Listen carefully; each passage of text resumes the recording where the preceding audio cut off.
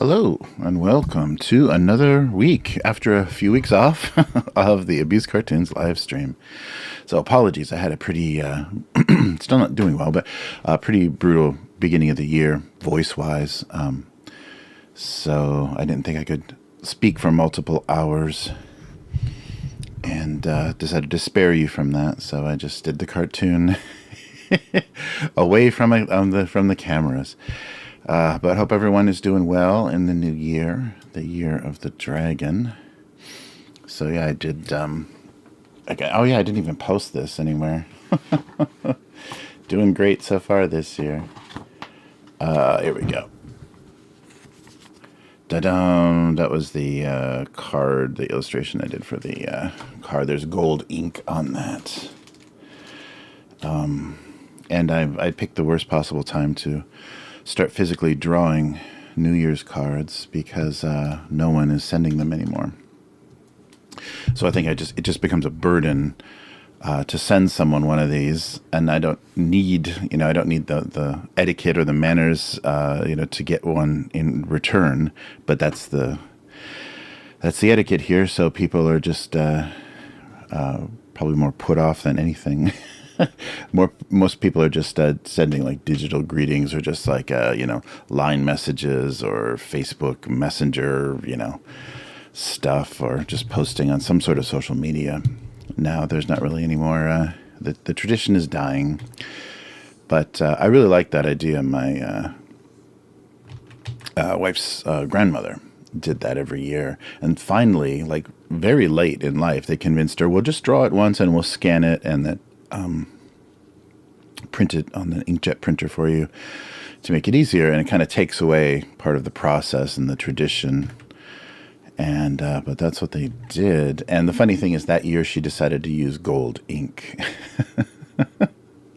And so metallic doesn't scan, doesn't reproduce, so she just had this like weird greenish yellow smear where she used the gold ink. And so it was all drawn with the brush pen, like a calligraphy brush for the shodo brush for using for writing Japanese calligraphy. And yeah, so that's what I don't use. I just use kind of brush pens like this, not the one with the squeezy ink, but to draw the cards. And the thing that I like to do is, I don't know if I have a good example of it, but the thing I like to do is see the kanji that they use for the zodiac is different from like most often traditionally what they would use to write the name of the animal. And so I like to look at that and the kind of composition of that, and then the cartoon is kind of based on what that kanji letter looks like.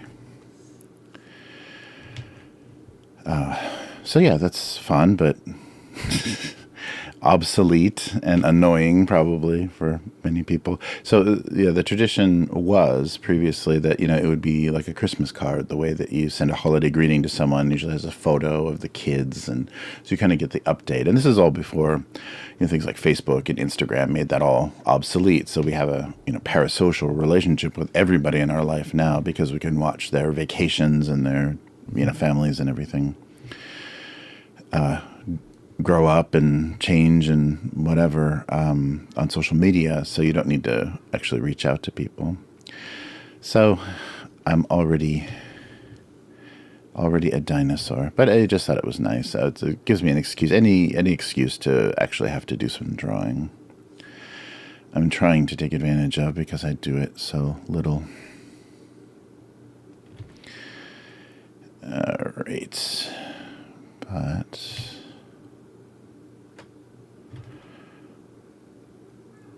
yeah, so it's funny. So I wonder if there are people that actually do even bother, because most of the World War II generation is gone now.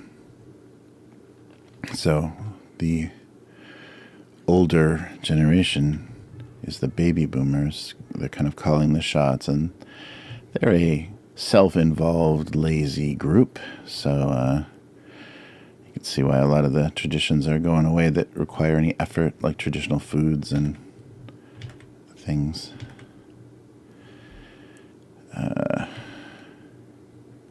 So that's too bad. But it sounds like there was just an incident not too long ago with it's a newer style of Japanese theater. I'm not sure actually how old it is, but similar to how kabuki is all men, and like, you know, early Shakespeare was all men, or I guess early theater was all men, male actors. There is a theater tradition, if I can spell it, in Japan, called Takarazuka. Takarazuka is, maybe it's just like a company, like a, you know, one theater company. But it's an all-female musical. It's a musical theater, all-female, and it's traditionally it's very much like fairy tales and very. I guess they're inspired from everything, like Western-style musicals, films, novels, and women's comics, Japanese comics, and even folk tales. So what I wanted to know... Oh, wow. Yeah, so 1913. Yeah, so it... yeah,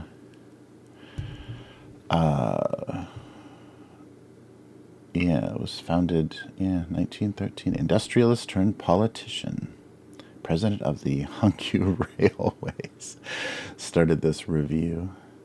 Interesting. So I wonder, I'm not going to read you Wikipedia, but I wonder if he was inspired. There was like some something he came across in Europe or something that inspired him, like, you know, German cabaret or something that made him think that would be interesting. But anyhow, so it's not a ancient art form, but it does have the same kind of, you know, apprentice and master type system that a lot of the older traditional arts have here. And so there's a lot of hazing and bullying and things. And the thing that seems to be happening in all groups that involve some sort of, you know, jumping in or initiation or some kind of griefing of the, you know, underclassmen, the, you know, trainees, apprentice people, is it's getting more and more vicious.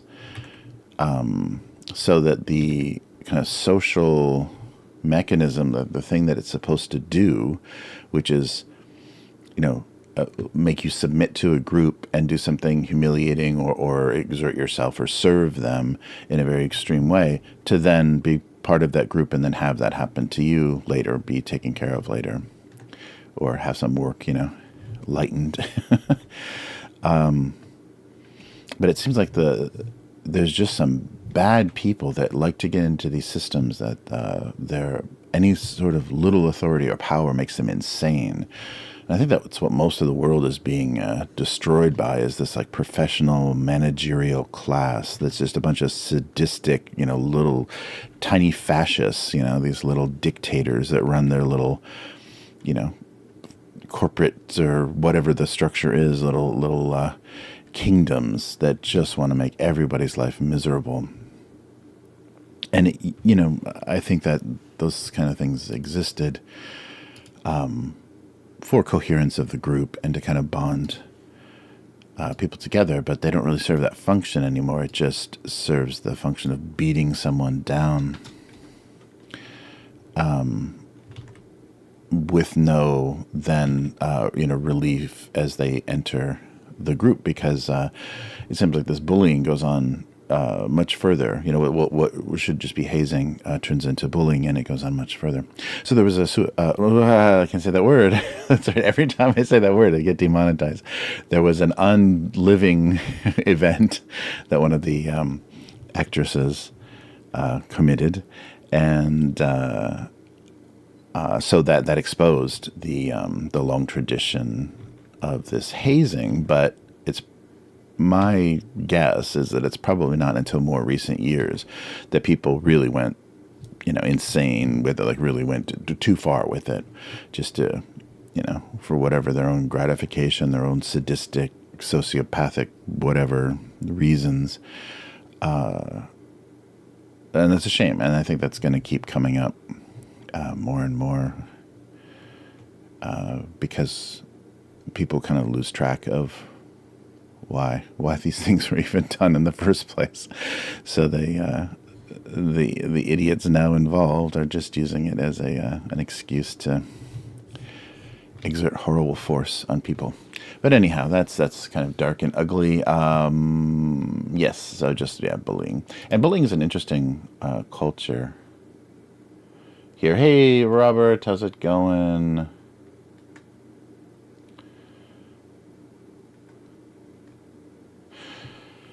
Rob, oh yeah, talking about interesting. So I missed maybe the beginning of that. Yeah, talking about the Hunky guy was part of the industrialists that worked for the one-party government at the end of the 30s. Dodgy guy. Oh, interesting. Hunky is 150 years old. Oh, that's depressing. Yeah, yeah. The yeah, and I always heard too that that's the reason that kabuki and a lot of theatrical forms gave up on women is because of the kind of I don't know if they were worried about their reputation. I don't think actors ever had great reputations until Hollywood turned that into something else, something glamorous. But that they were all men because it avoided this weird prostitution problem where basically a starring female actress would just be your performances would just be an advertisement for the richest guy to buy her services, and so it got contaminated by prostitution. But very interesting. Thank you, Rob. That's crazy. The Hankyu Railway is that old. I'm sure there's some metal on those lines that is that old as well. Some of those lines haven't been changed for 150 years. Interesting.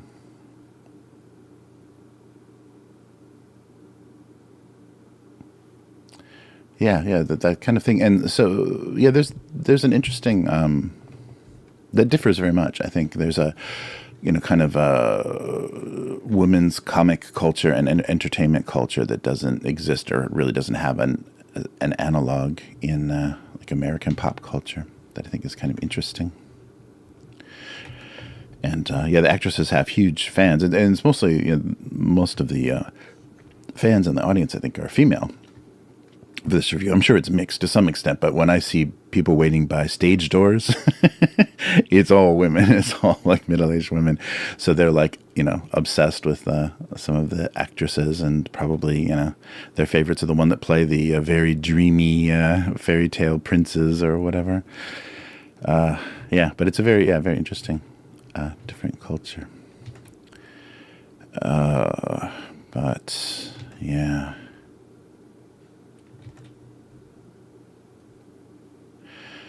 Yeah, it's funny because it has, for me, because of it's so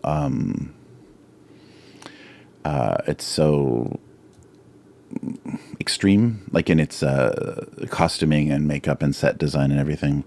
It almost feels like reverse drag. It almost feels like women's ideal version of like a fairy tale, lead actor or lead character in a story. So it has that, and that just may be my misreading of it, but it's always had that that kind of. It's not humorous, I don't think it's intended to be. It's just storytelling, but yeah, I think that's very interesting that developed here. All right, I'm just drawing mugs.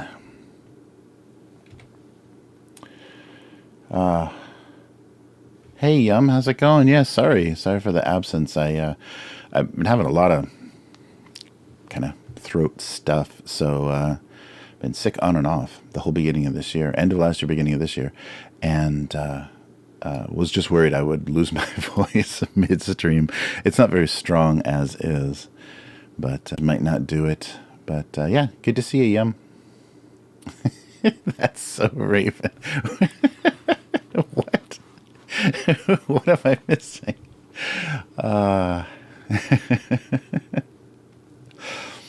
Oh man, let me see. Where's the just the Facebook chat? There we go. Nice. Thank you, Yum. Yeah, I had to stop. I was doing at the end of the year, I was doing an audiobook. I was reading a chapter a night, recording a chapter a night for an audiobook for the game channel, and I just couldn't do it. Yeah, like, because there's, a lot of stupid, I do funny voices, so there's a lot of stupid voices that I was doing. And I think that didn't contribute very well to my, condition. I think I did that a little bit too long, but I still have like 4 more chapters to read. So hopefully I can get that done sometime. I'm sure there's like all 3 people that listen to it are waiting anxiously for the conclusion. Yeah, but those books, they're the old Mutant Chronicles books. They're like 30 years old this year.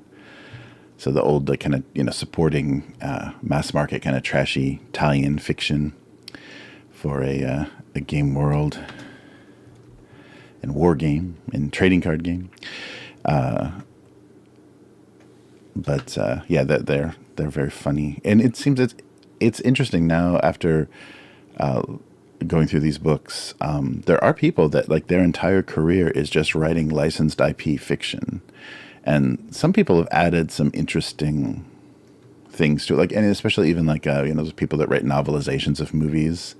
They like get the screenplay, and then they write novelizations of movies based on that. And sometimes, what they wrote doesn't match the actual film in the theater, because though there's a lot of editing done, the script wasn't maybe finalized. There was some rewrites and things, so you get weird character moments and stuff that are built in to these novels. But yeah, there's just people I can't imagine. I guess if that's what you're good at, you've got a knack to it or whatever.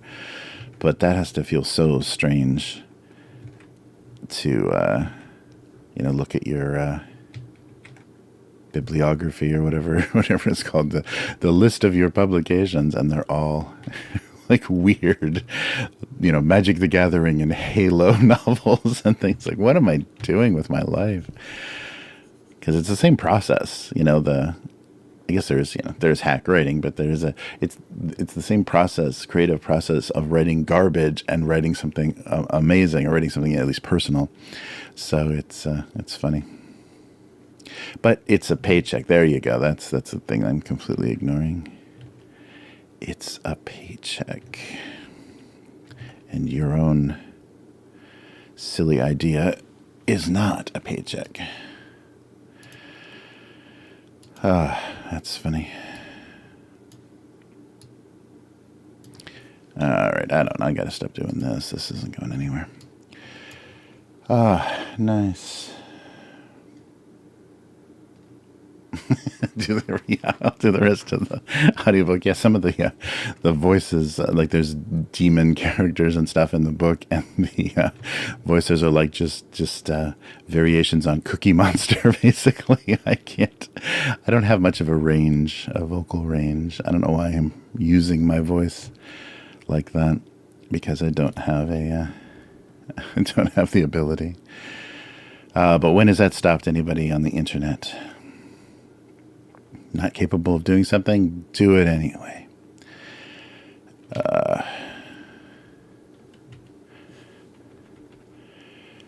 Yeah, and already, I can't believe, I forgot it happened so early, like the Iowa caucus is in January. I don't want to talk this whole year about the American election, but yikes, it's going to be brutal.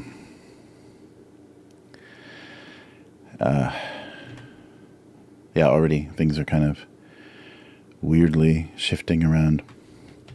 Although Iowa is very early and doesn't represent anything except a bunch of very cold pig farmers. I used to live like on the border of Iowa, so I have sympathy for them. There's great universities in Iowa. Yeah, it's a lovely place, just very flat and full of pigs and corn, but lovely people. Oh, yeah, so it's going to be a weird one, because I haven't heard anybody making anything but kind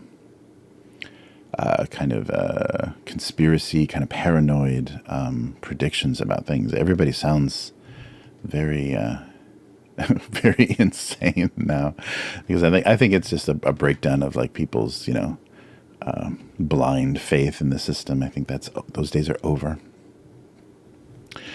So now everything is suspect.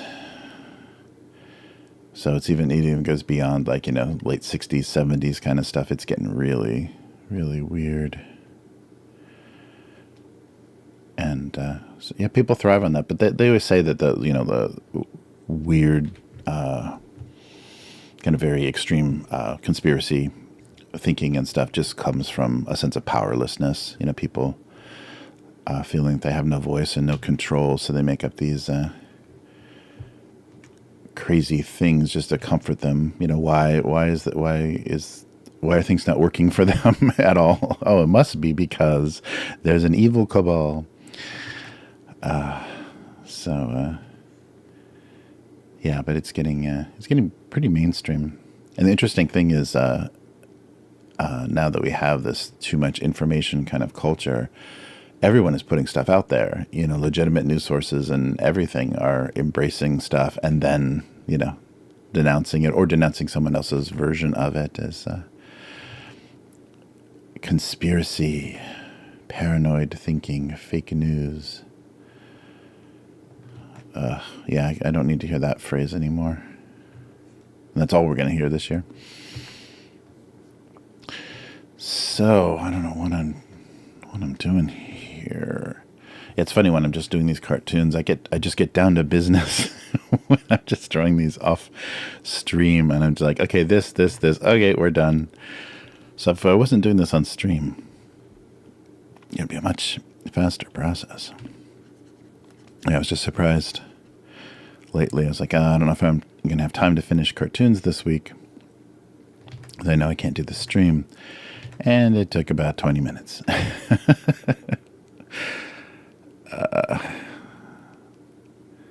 Yeah. So I gotta balance that somehow. Yeah, I'm just kind of waiting because my editor's gone from Go Comics. I don't really have any allies there, people that I know, people that I've like met face to face. So I'm just waiting for the day where somebody complains about the title of my cartoon and it's Dunzo, whatever the weird verb would be. But yeah, so I'm waiting for that to happen.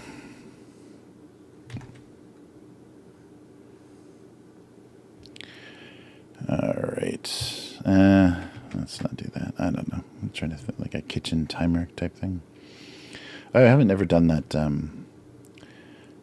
The console on old stoves, like old range tops, with the clock and the timer and the. I don't think anyone's gonna know what that is. I better not.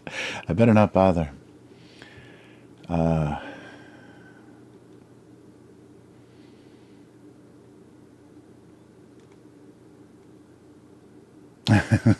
Yeah, right. Yeah, right. I need to do warm-ups before I spend all that time talking. You're right. Anarchy is a write-in candidate. Always, by default. Yeah, it's funny.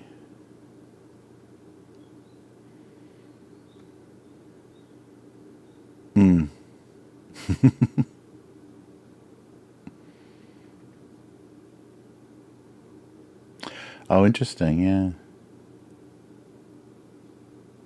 Yeah. Yeah. I wonder what we're looking forward to. It's already been, especially here, it's already been such a really bad year. Earthquake on day 1. So that kind of already set the tone.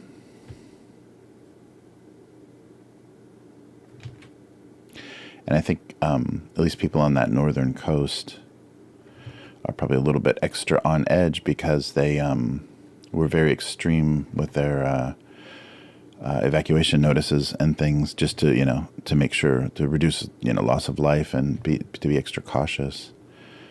But I think that rattled people a little bit because it's the holiday. It's like Christmas Day, having a huge earthquake and then a tsunami warning and then having planes crash on a runway. It's been a while, so I guess we didn't talk about that either. But yeah, there was I guess one of the Coast Guard planes. They're just trying to get support to the affected area of the earthquake, and one of the Coast Guard planes was, I don't even know if it was a Tokyo airport. I don't know which airport it was, but one of the Japanese airports, a Japanese airline plane, passenger plane, collided, and I guess they lost the Coast Guard, Japanese Coast Guard members, but all 50-some passengers on the Japanese airline plane survived. And how did that happen? Because people listen to the instructions. People don't try to take their laptops with them, and nobody died of smoke inhalation or anything. A plane that was on fire, everybody got safely off of a plane because they, worked as a group to save themselves instead of, stampeding over each other and grabbing all their luggage and jumping onto the inflatable slide or whatever. So I read a news story that said, there would have been fatalities had it been any other country, and if it would have been an international flight full of, rude Americans or whatever, there definitely would have been loss of life. But and that's the other thing. That's the thing they say about the bullet train in Japan. Like the Shinkansen could not run the way that it does here because they clean it, at every station, but the stops are just minutes long, and they clean the whole train, and they can do that because people don't make a mess. People take care of their mess, and that's not so common in other places. So you'd have to spend so much more time. Like the train schedule would be totally different, and also always late, like it is. That was my big shock, after first living on my own in Chicago, and trying to take a bus somewhere. And in the mornings, kind of rush hour buses just go right by the bus stops because they're behind schedule. They're going to make it up, and buses either never come or they come late or they skip stops. And it was just brutal how inefficient it was. And it's not even a very big bus system. But that was my first lesson in how poorly the infrastructure of America runs. But they say that here, that it's just like it's only possible because of the contribution of the actual passengers, not being such slobs. But I think that's very funny. So I think that same holds true for surviving a domestic runway incident. Is people are gonna look out for each other instead of out of my way. Okay, I don't know what I'm doing here, so I'm gonna stop that.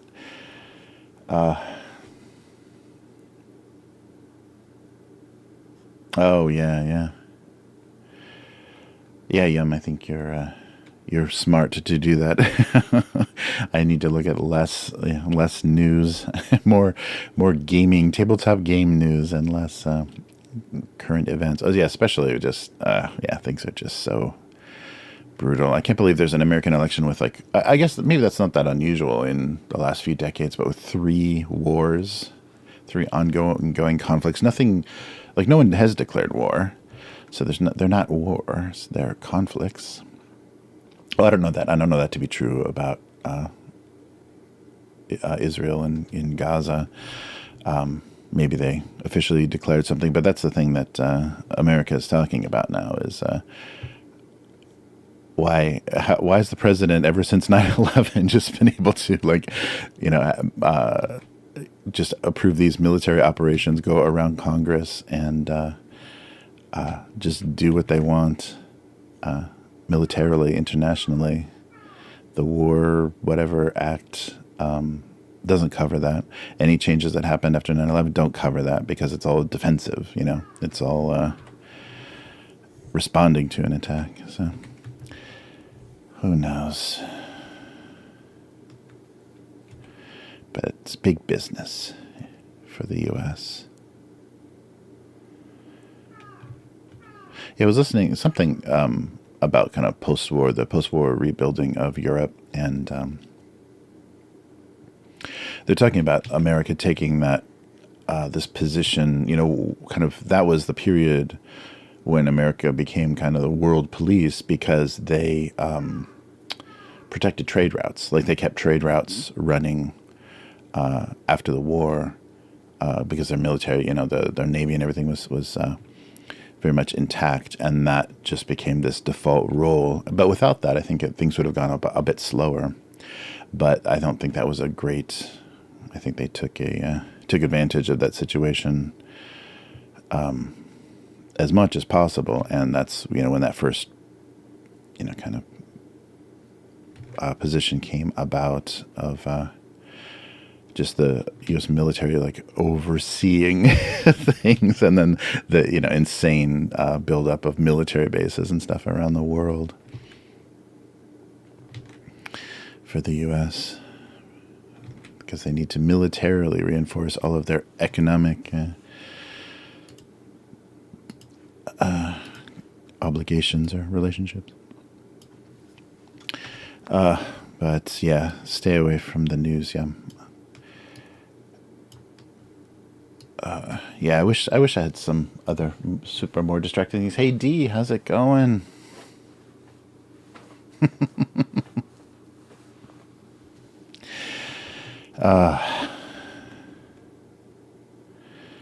Yeah, I was really disheartened. So I'm drawing on a Wacom, the Cintiq, an ancient Cintiq tablet, and I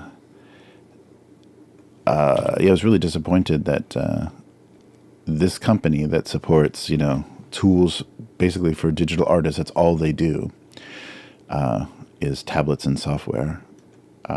For artists is using AI generated art for their advertising and things. They got caught. They did a series of, I think they were just like social media ads or whatever. They did a variation of different like kind of Chinese dragon, red Chinese kind of New Year's dragons. And there were all these weird artifacts, and like, obviously they were just one of those, 4-panel generated. Like there was variations to show different art styles, but basically it looked like a Mid-Journey, text prompt or whatever, because it was just variations within the AI, what the AI art generative art could do, and that's pretty pathetic. It feels like a bit of a betrayal if they want to have artists buy their stuff and they're not even hiring artists to do promotional images for them. That's pretty shameful. But the other thing that I think is going to keep coming up is we're going to find out how shady a lot of these freelance artists are, about how heavily they shortcut things and how they've always been kind of scamming companies, and that's why the quality of the work is lower and lower, and that's why the pay has gotten lower and lower, just because, and who knows, like what precipitated or what caused what, if they started getting underpaid or they started getting lazy and wanted to take more jobs faster. But the tools that are being used now are pretty lousy. But yeah, that was depressing that they that Wacom had a New Year's ad promoting their products generated by AI. So maybe they're working on an AI system. Who knows? And I love the excuse now that it's going to be built into tools now in a lot of the digital drawing and painting programs. So it's inevitable, but it's how it's executed. People still, I think they simplify things and think that people are just vilifying AI AI, and it's not. And like Chris said on the weekly, it's not AI. We're not even talking about AI. We're just talking about algorithms. We're talking about large language model algorithms, and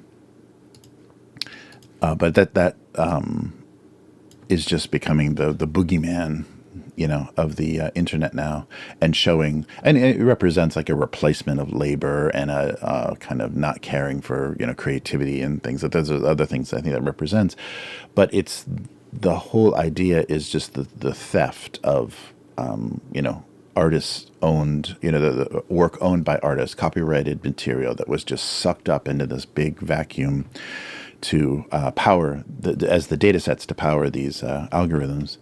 And that's what people have a problem with. Writers and artists are the ones that have a problem with it.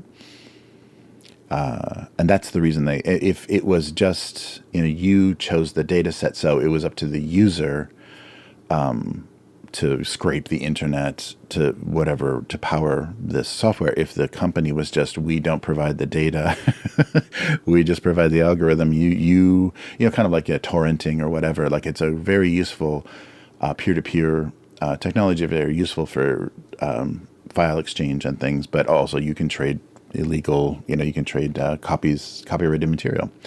So it's up to the user. So they're not doing that. They themselves are just, as companies that are getting all these investors, are just stealing and just hoping that they become so successful and so protected that it's not going to matter eventually. Eventually, people are just going to have to drop it.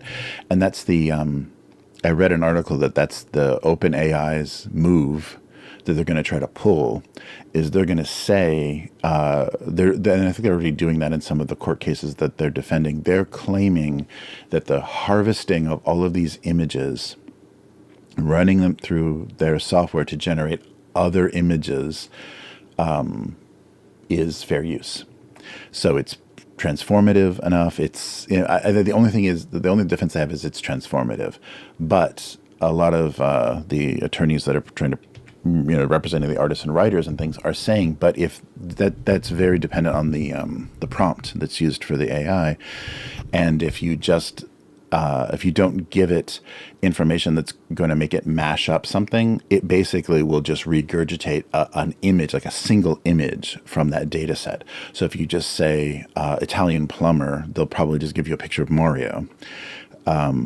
If there's nothing where you're kind of combining things so that it is transformative, it's the software just generates images straight out of the data set. So you almost get a one-to-one. So the transformative argument is very weak, but they could get away with it, just like YouTube got away with not paying movie studios and recording companies for music and everything. They just put their little lame software, just ran their little lame software and said, yeah, we'll take it down as fast as we can. So yeah, I read that that's happening with AI. They're going to make a real hard run at saying this is fair use, which is insane. It's absolutely insane. So I can rob a bank and say I'm spending this money differently than the bank would have, so it's transformative. The money is being transformed to my purposes, which would be fair use.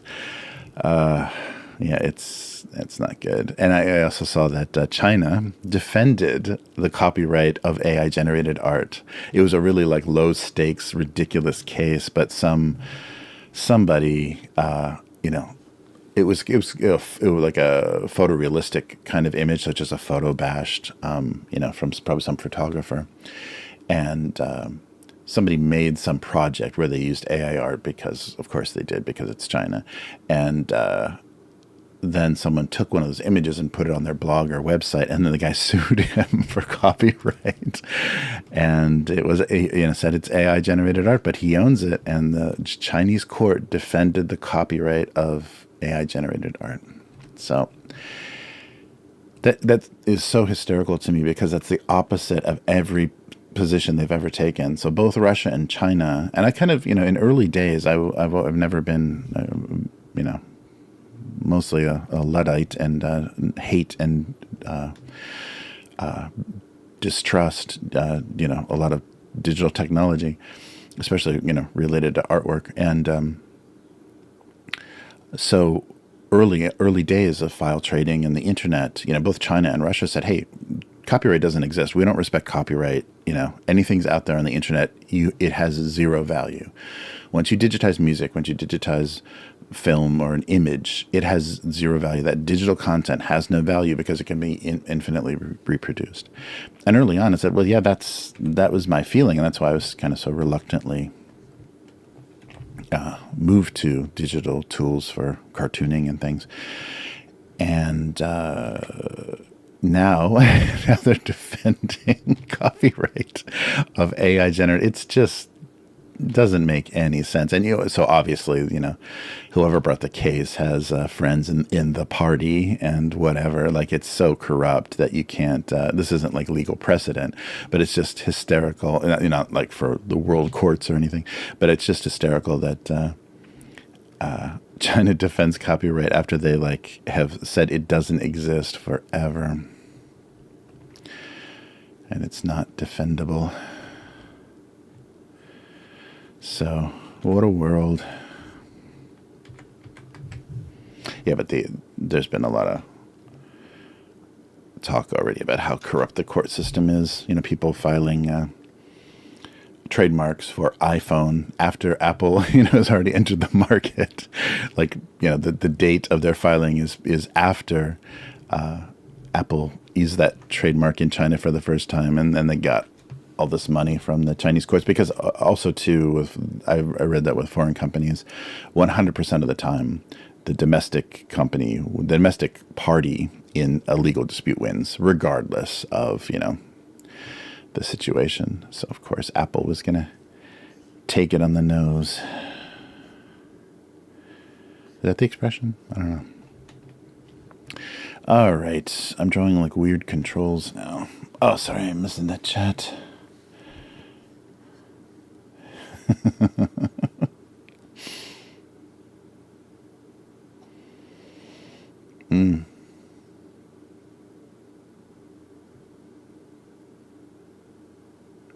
Oh yeah, D. Yeah, you're right. Yeah, there's I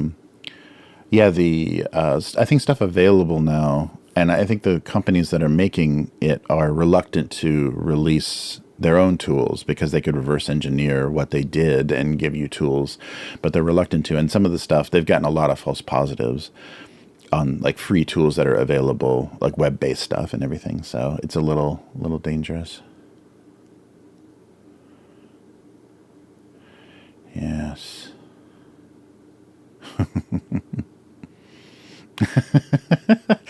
Algorithms. Satan, potato. Yum. You're great.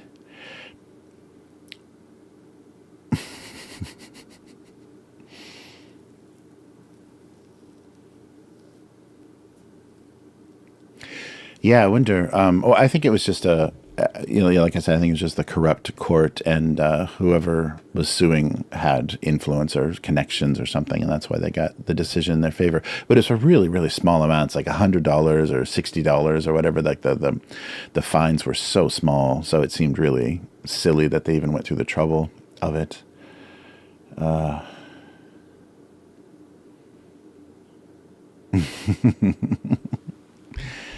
Yes.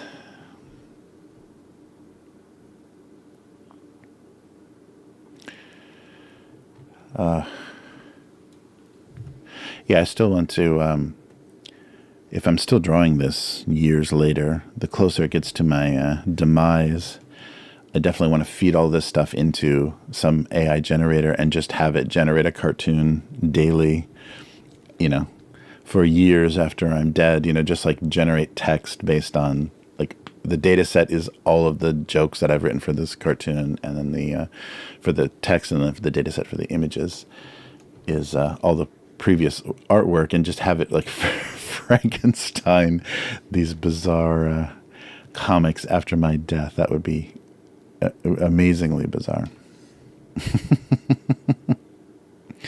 A pathetic tribute, or maybe I'll just start doing that sometime before I'll switch to a one of those VTuber kind of avatar things. So you won't know whether I'm here or not. And then I'll have that running on AI, just talking nonsense like I do. And then just AI generating cartoons. It'll be that thing where that, like, the pen will move across the thing, and then the whole thing would just appear fully completed as part of the live stream. I'll never stop live streaming. Generations from now, people will watch this auto-generated version of me. Yeah, that's the pathetic immortality. And I think that's going to happen. I think there are already people thinking that way. But, to somehow take whatever we can get, from a person, as far as turning a person's, like, whatever's in their head into digital data and then preserving that somehow. That will be nice and pathetic. Yeah, there was just something that was some story or something that had that concept in it. Oh yeah, sorry, the Blade Runner stuff. That's right. The Blade Runner RPG is dealing with more immortality now, because I guess there were, even in the original movie, there was mortality questions because the replicants wanted to live for more than 6 years, 6-year lifespan. Yeah, however long they lived. They wanted more life, fucker. I mean, father. Why did they do that? And I think they did that in a later version. I thought Roy Batty's line to Tyrell was, "I want more life, fucker." But I think and that's what I always thought it was when I was a kid, like watching it on VHS and stuff. But then they dubbed it more clearly later so that he definitely says father. But I always thought the original line was a little bit more aggressive. It might be one of those Berenstain Bears things. I don't know.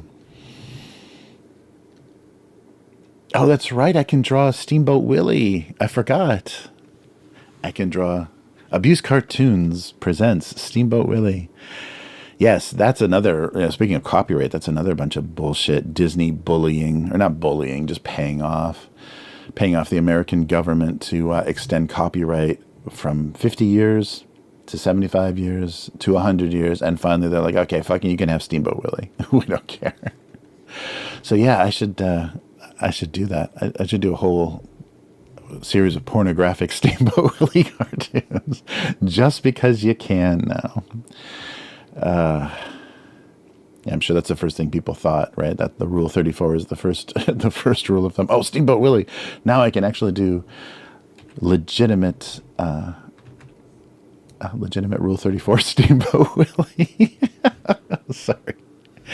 I'm just amusing myself now.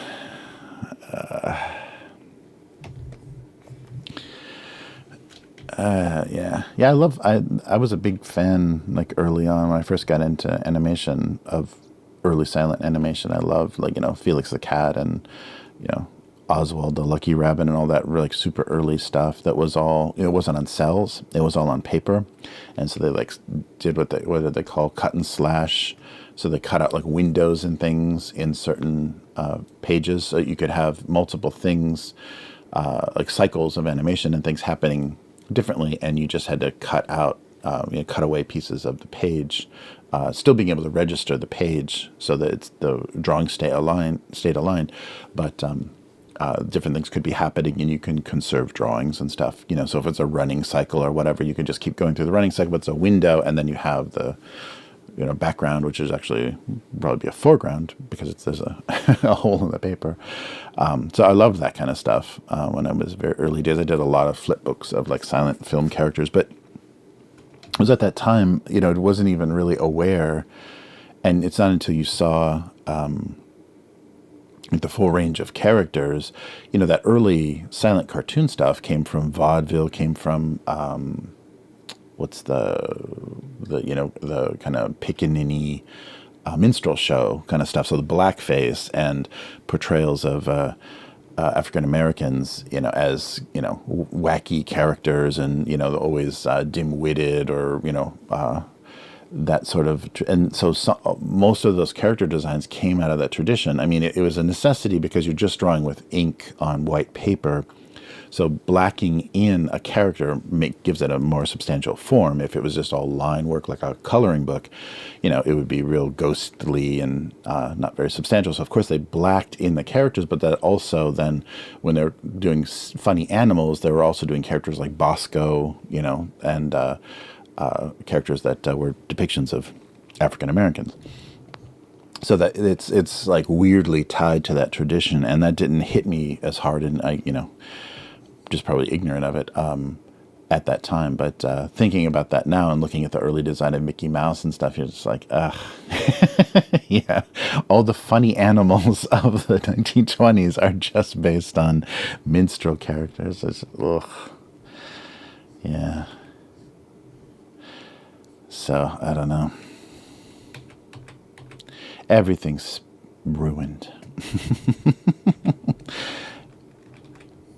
Yeah, so I wonder, and that's so funny that Disney has like dodged that bullet for so long. Like, why is Mickey black? Like ink black. Why is Mickey that? There aren't mice that look like that, and so the evolution of his design, like that's never come up. As I'm sure it has in radical Marxist feminist art criticism circles, but not in more popular. Mainstream news or popular culture. The racist origins of Mickey Mouse. Yeah. But now he belongs to everyone. Steamboat Willie belongs to everyone. Everything is terrible. Thank you, Yum. Yes, exactly. A new Patreon tier, yes. The After Dark Mickey. I'm just going to start on OnlyFans for my pornographic Steamboat Willie. We can cancel. See, that's the problem. We did it too late. We should have done it before he went public domain. Because then that's what Disney's going to claim is, okay, yeah, but that version, oh, it was terrible. Oh, yeah, people were so terrible back then. They were just pure evil. But now that Mickey Mouse has a weird beige face, he's much more legit. Yeah, I don't know.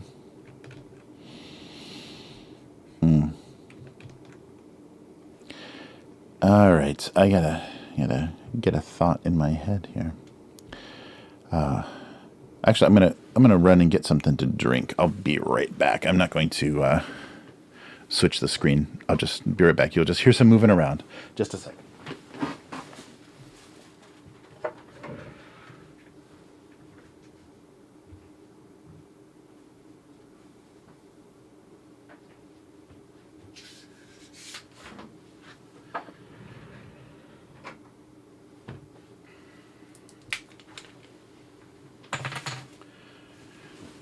Oh, look at that. All right. Yeah, so just moving around. Sorry, my throat's getting dry. The heat's on in here. So I was worried I'll start coughing at you. All right. Yeah, it's weird. It really feels like this was a really bad flu season. So many people I know got the flu. And previous 2 years, almost zero, not zero, but the cases are very, very low. So I wonder if by I don't know, quarantining. I don't even remember all the vocabulary from the pandemic era, but the staying home, masking, hyper alcohol, on your hands and everything. I wonder if that has had an effect, overall on people's immune systems, or just, the flu just figured out a way to get at you a little bit better this year. But it does seem like, people's immune systems are a little weaker. Because I've always been able to fight off the flu since I've lived in Japan. I survived swine flu and everything. I didn't get sick at all. And I could not beat this one. And just kind of ran through the whole house. My daughter first got sick on Christmas. And then I guess it was just after. It was the weekend before New Year's. And then we all got it. And it was not good to have it happen on New Year's because there's no clinics open or anything. There's just no doctors, except for like, the emergency kind of urgent care kind of stuff. All right, what are we doing? Okay, hear me out. Steamboat Willie, hand-drawn, but in the style of AI being domestically abused. You got it. That's perfect. You brought it all together. You've fused all of my motivations, my drives and obsessions into one thing, being domestically abused. Nice. Yeah, it's funny. All right. Nothing.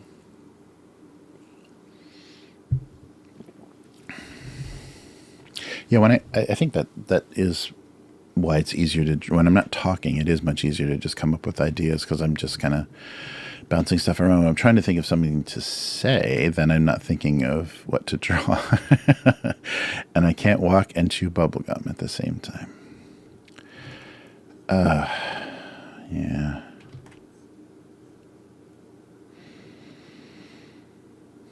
Yeah, so I think that's why a lot of this, like what I first was calling kind of warm up, just this random drawing at the beginning, it like resembles like memo pad, like telephone conversation memo pad doodles, because it doesn't have any there's no thinking behind it. I'm just kind of like automatically producing images, and so that's why I just repeat the same thing. I'll draw the same thing over and over again because it's just like an automatic writing kind of thing. It's not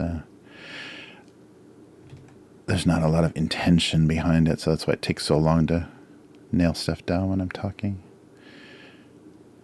That's funny. Okay, so I don't do this often, but let's just, so we can, it's because he's legal now. So what it's the old one too. So the old one is this guy, right? Is it this guy? But yeah, so originally it was these are the eyes, right? Brr, brr, brr. So these are the giant eyes. I should be doing this in a lighter color. And the nose is kind of more rat-like. But then everything just got blacked in. Oh, and it kind of ends there, right? Yeah, like that. But yeah, so those are originally the eyes and the pupils. Oh, it's like that, right? So I'm just drawing this from weird ass memory. Oh, but that's that made me so happy. I was reading the book about the history of Games Workshop in the UK, and their first logo was basically like a stoner Mickey Mouse looking, like everybody, like how everybody drew Mickey Mouse. This is like a stoner Mickey Mouse. Yeah, but so it's this Mickey Mouse, right? I think there's still something I'm not doing well, but it's not that developed. It's just that really simple, and what they call that the hose and the rubber hose. It's like the silent film style is that rubber hose animation. So like everything's arm is just this. It's just curves. So Mickey's arms and stuff. And that's why the movement is all, it doesn't have any, there's no bones. So it's like a rubber hose style for character design, which I think kind of came back with that weird, what they call that most recent CalArt style. So what would be a fun, oh, that's right. And Steamboat Willie has a hat, but I think it is it's the Mickey. It's the Mickey that was drawn from that era. And the thing that I thought was funny is they said the red pants, because it's black and white, it was the first sound cartoon, Steamboat Willie, but there was still no color. That the red pants were still owned by Disney, like the color of his pants. But there's promotional images for Silent Mickey Mouse cartoons that were done in color, and the red pants are on there. So from that time, they like registered some of the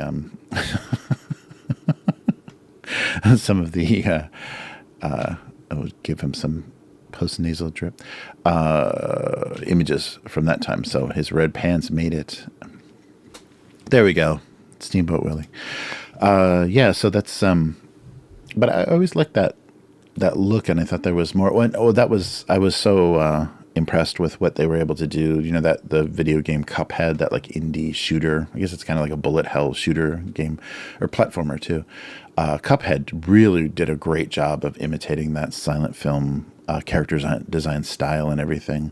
I mean, I didn't think any of the characters were that interesting. They're just kind of random nonsense, but how they moved and how they looked, the old film look they gave to them and everything. And also the game's in color, so it has like a nice faded color scheme.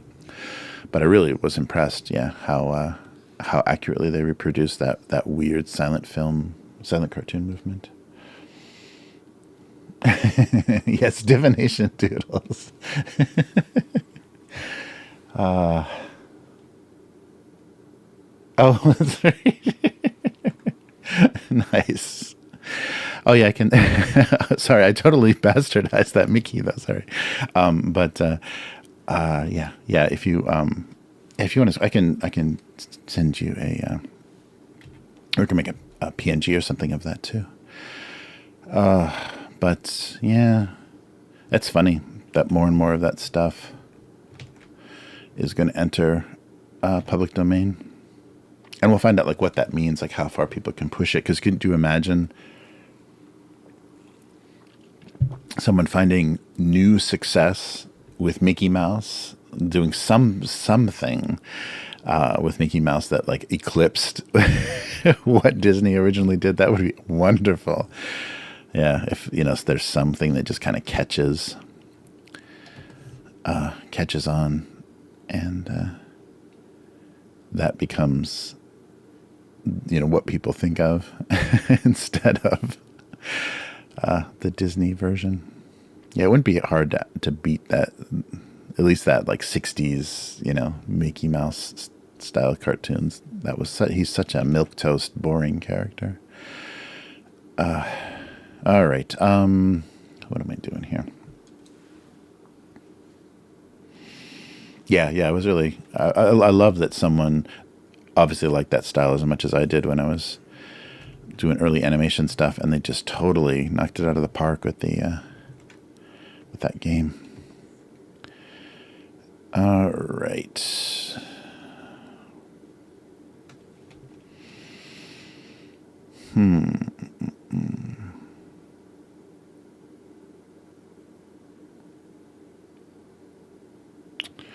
Yeah, I don't know what. I'm just, I'm overthinking it. Just do a couple of images that I can kind of work into an idea. Yeah, it's really weird that. Oh yeah, and somebody posted that right away. Because that character, because Steamboat Willie era Mickey Mouse is public domain. That is the only kind of legal thing now in the data sets for AI. So if you can use those images as source to produce a cartoon mouse, and yeah, you're not violating anybody's copyright anymore. Yeah, so that's funny. That the coinciding of those two things is very funny. I'm sure Disney's not laughing. Yeah, a little bit better.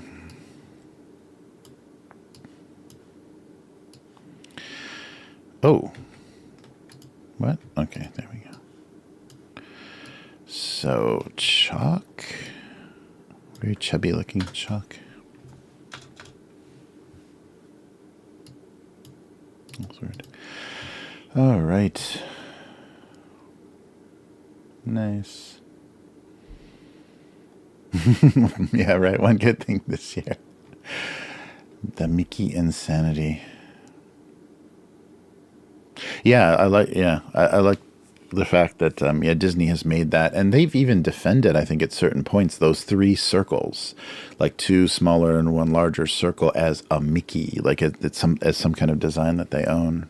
I think it's part of their registered trademark. So that's funny that a character is in the public domain that has that same design. It's going to make it much harder to defend.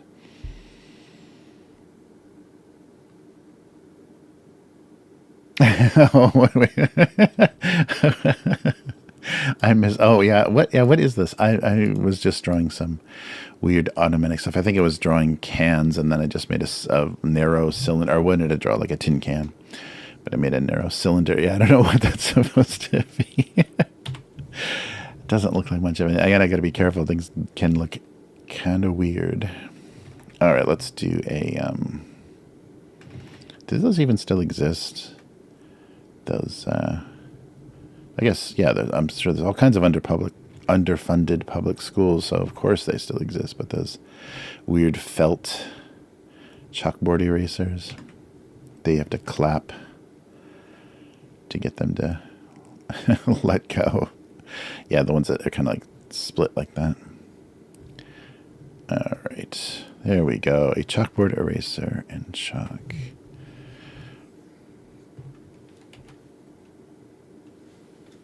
Are these? Oh, maybe it's this same. Sorry, there we go. Same layer. All right.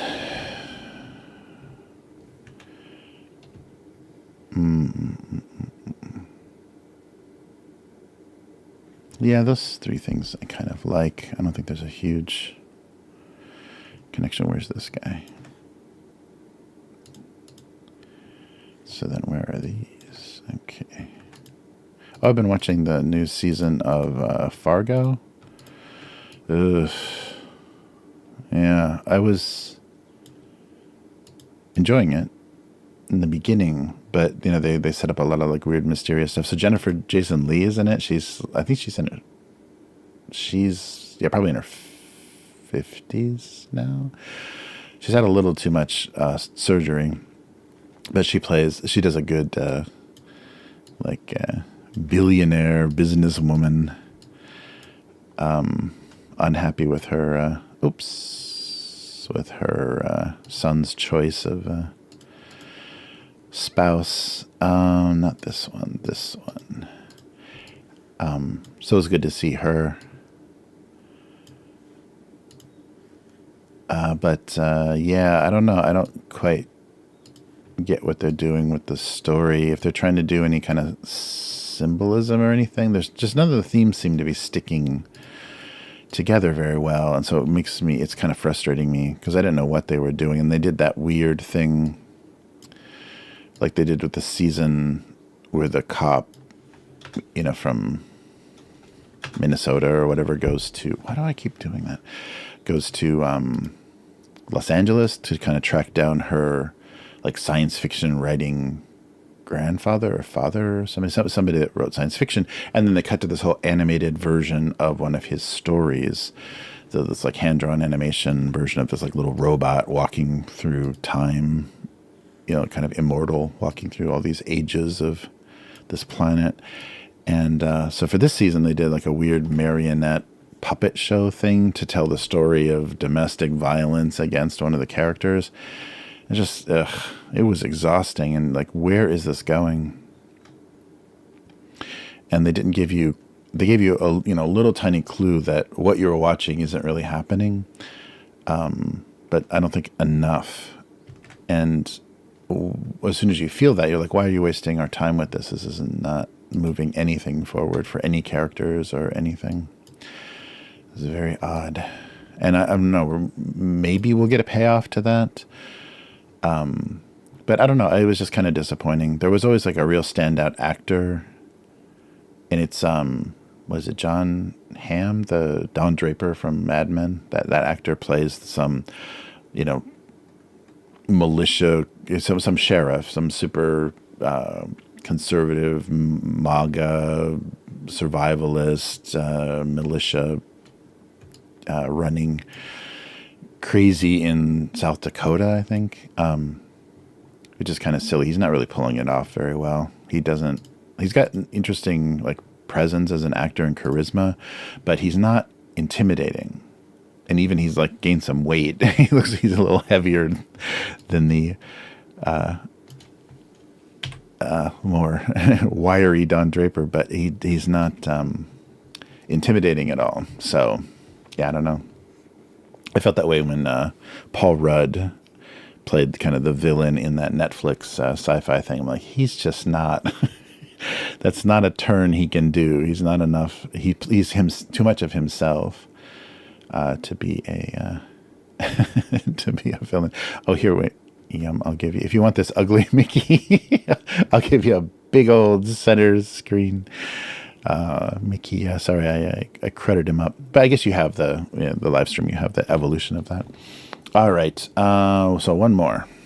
I can just turn this into a Mickey Mouse cartoon. I totally forgot. I don't even need to come up with like random household items anymore. I can just draw a Mickey Mouse every week.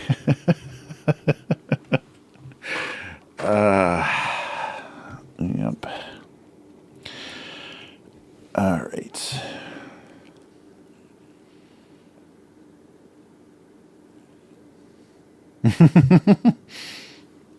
That's right. That's probably what it is. Yeah, from the last time I was swatted, that's probably what I'm remembering it from. Yeah, the flashbang they threw into the front door. Yeah, nice.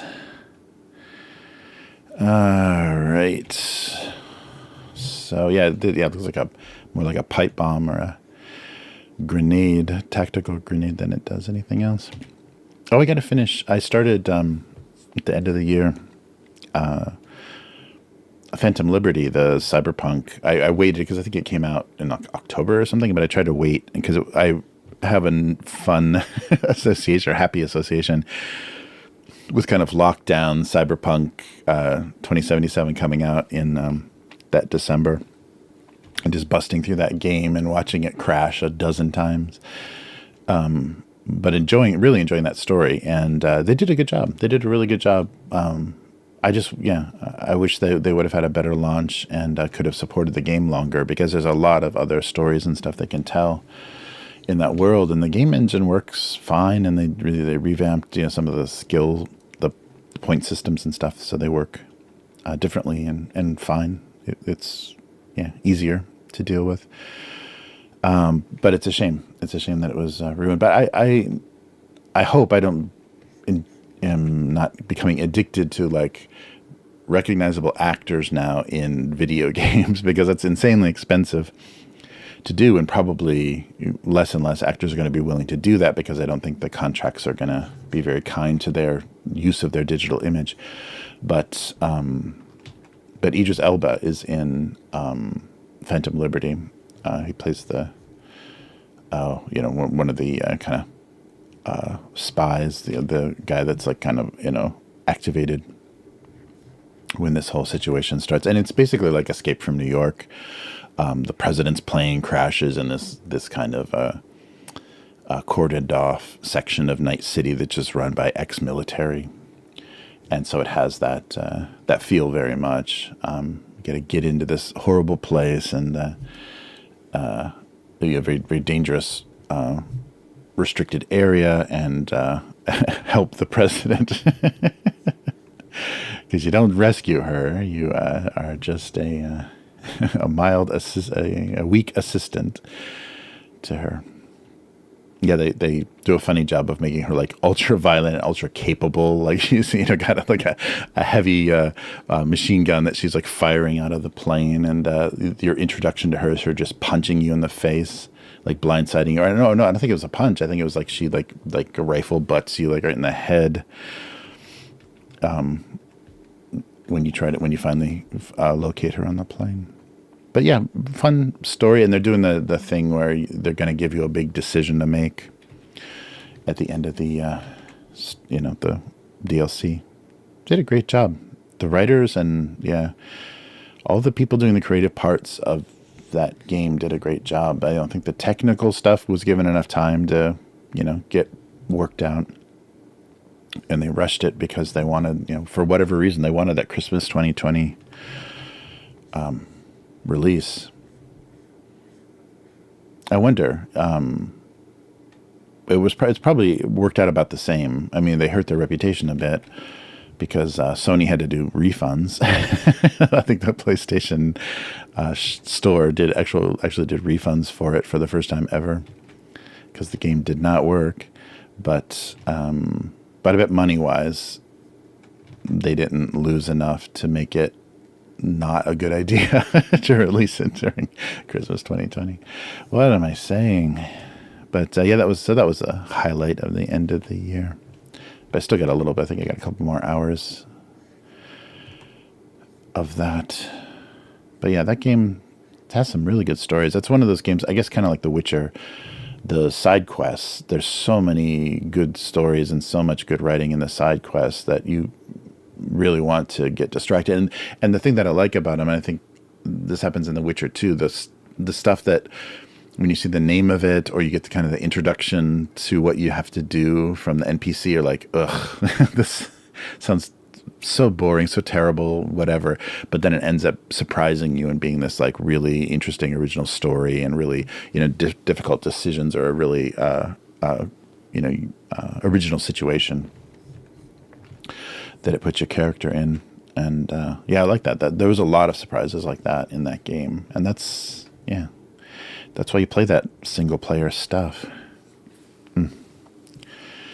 All right.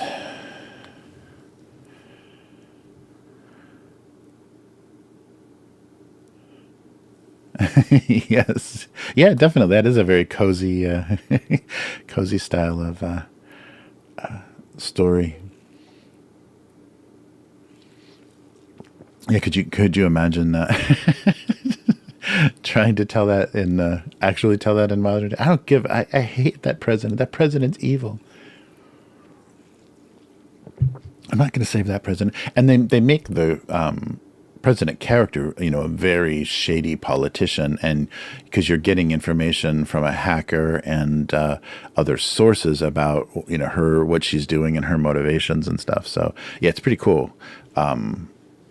You are asked to assist her, but you aren't really on her side, and you're very surprised by how nobody around her is on her side. So that's very interesting. That dynamic is very tense. All right. Something else. Yeah, I'm really, really low on creative energies.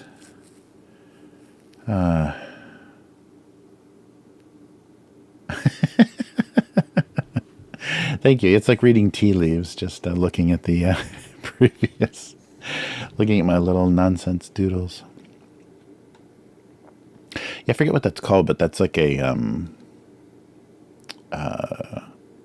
for some people, like mentally, that's a really soothing thing. I don't know if it's like autism or what kind of like different conditions, but there's some people that are incredibly comforted by like repetitive mark making, so that's why a lot of like telephone doodles and stuff are just like little loops or making little boxes or squares or whatever, because that kind of tiny fine detail work is kind of soothing for your brain. It kind of like, I guess, shuts down your inner monologue for a while or something.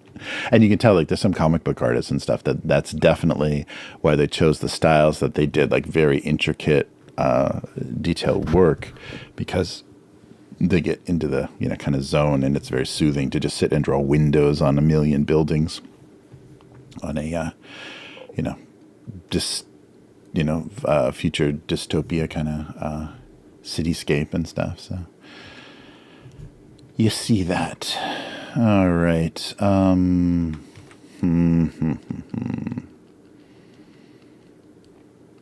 I doing?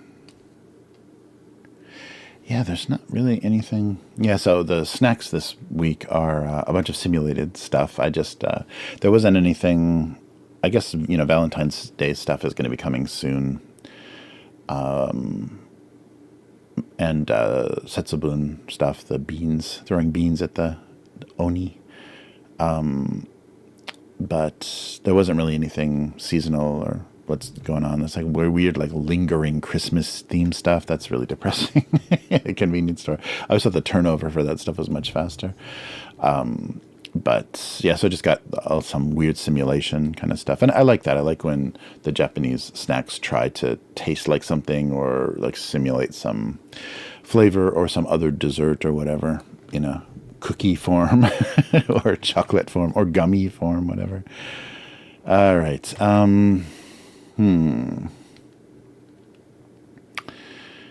Yeah, what haven't I drawn in a while?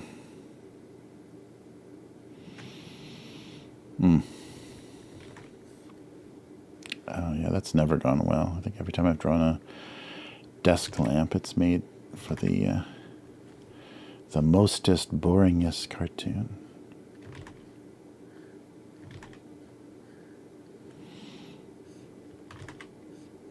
I don't even have this style anymore, right? It's all like LED. Yeah, I'll try to draw like an old version, do this kind of thing with the little twisty, the little black thing that you twist. So it has like a couple of different like high, medium, low, and some vents on the, there we go. All right, so we'll connect this, we'll make this like an old 60s student-y desk lamp. I think they make a version of this in Japan, so they love their weird desk lamps. Or their, you know, very old-style desk lamps here. Ugh. Yeah, let's get this line looking a little better.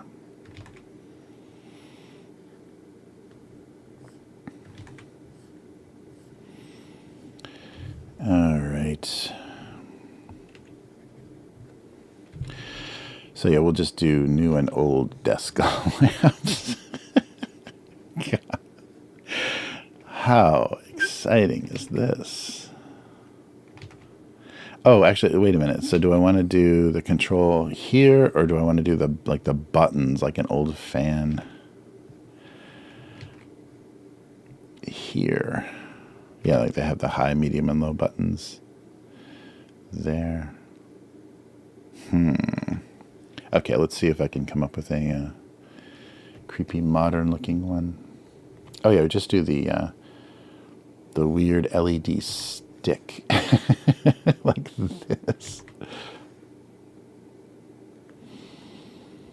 and have it be one of these like bendy things. Yeah, that's the most like weird common light now, is that like bendy wire on a clip thing. Maybe that's just here, but ugh. I think I actually have one of these by the bed. Yeah, yeah, that's right, I do. My reading lamp is one of these weird LED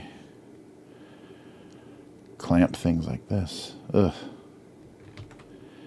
But the good thing about LEDs, you're not burning yourself on it, like incandescent bulbs and stuff. And halogen, that's right. I had a like a halogen like IKEA lamp. That thing got so fucking hot. I'm surprised I didn't burn myself to death. Oh, am I doing the clip the wrong side? I'm doing it on the wrong side. I'm surprised I didn't burn myself to death in my bed with that stupid thing. It was a tiny halogen. Oh, no.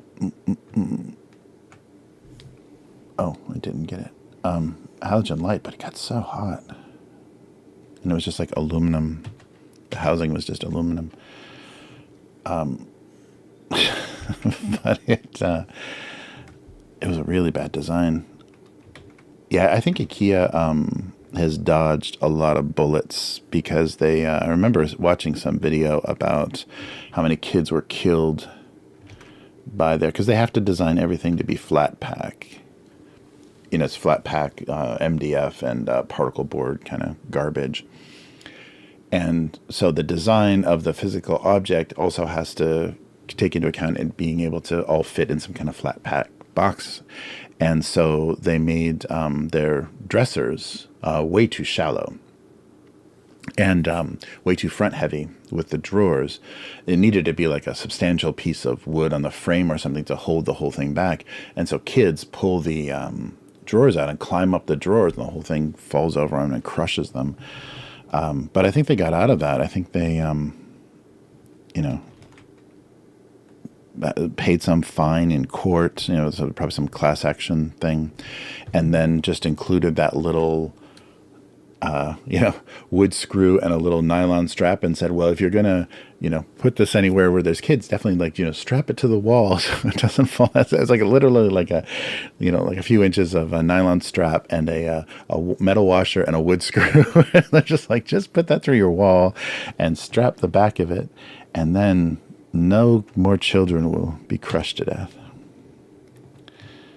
Yeah, but I think they got away with that without too much consequence. It's, but I don't know. Like this. No, we'll just do it like that. I don't remember.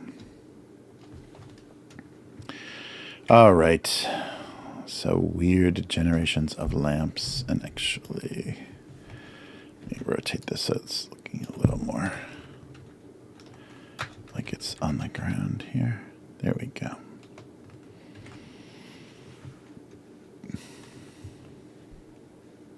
Nice. Yeah, all LED now.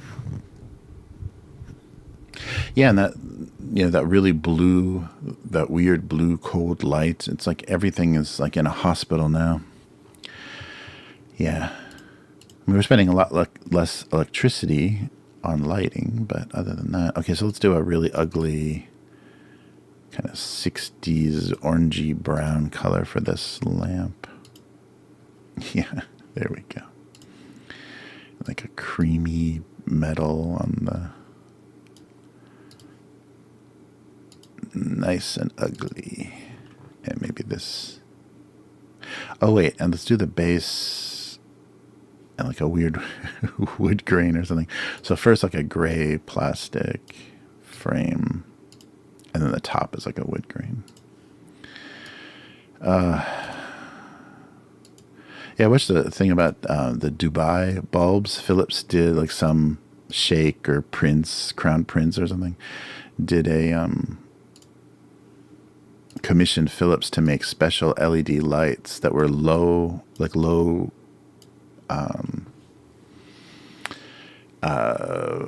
powered LED filaments that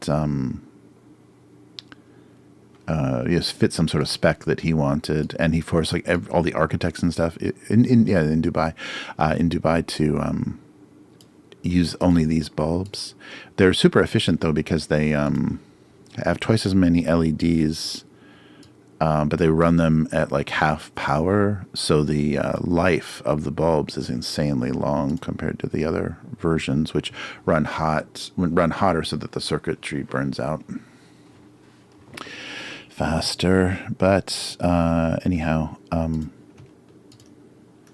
yeah, but it was only a 5-year contract, so it may be those may be available soon. But it's a interesting idea, interesting design concept, but it doesn't allow for there's a lot of things you can't do with it. Like some of the flexibility is gone with the design, so it made a lot of the architects angry that they were forced to use the Prince's special bulbs everywhere.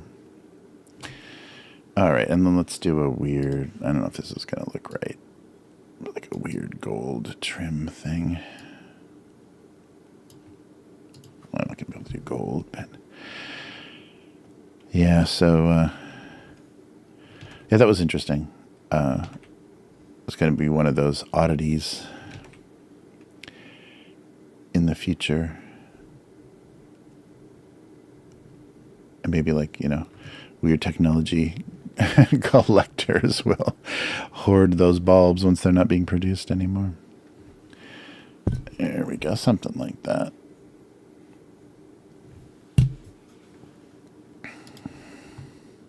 So we need a prince to invent us some bulbs. Yeah, I think I gotta go as yellow as possible. And that may be a little more gold looking. Yeah, something like that. Just ugly. I'll make this all white and light gray on the color layer, though. There we go.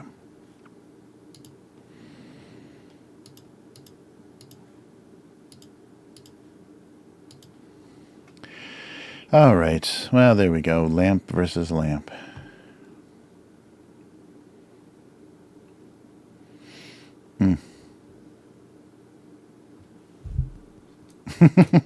Depleting resources is justified if you become a trillionaire. So, yes, it's very good. Hey, dude, how's it going? Long time no see. Sorry for the missing time. Or I guess the skipped live streams. It wasn't exactly that phenomena. USB and double-sided tape. Yeah, right. Clamps are so 2000 and late. Yes, already. I'm drawing even my modern desk lamp is out of date. Nice.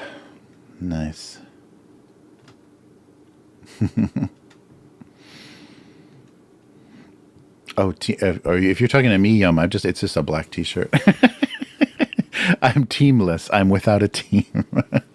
If you're talking to me, yeah, it's just a cheap ass black T-shirt. I got a big bag of them, and they're horrible. They're really they're not that soft cotton, like the ring spun or whatever. So they're this really rough cotton. After you wash them a few times, they get a little bit better. But yeah, when I opened them up, I was very disturbed by how rough they were.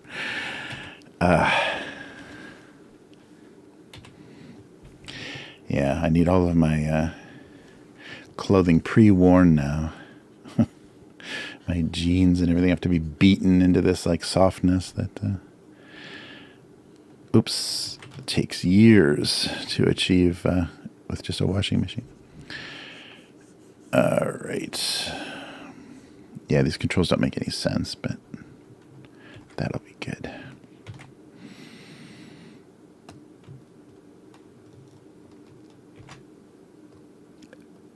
Oh, okay.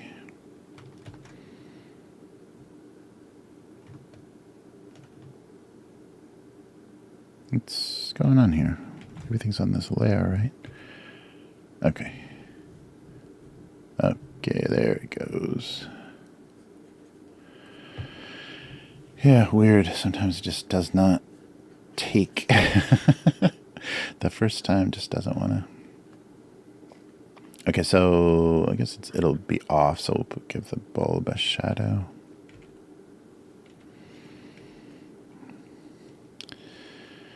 Oh, I didn't do a color here. Sorry, boom. This there.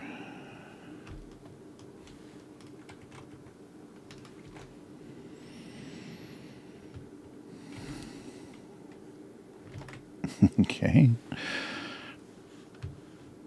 Get my black and white back. Where's the shadow?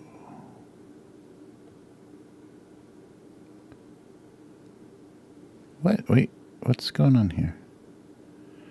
I've got my color layer, but I don't have my shadow layer. What the hell did I do? Did I merge something?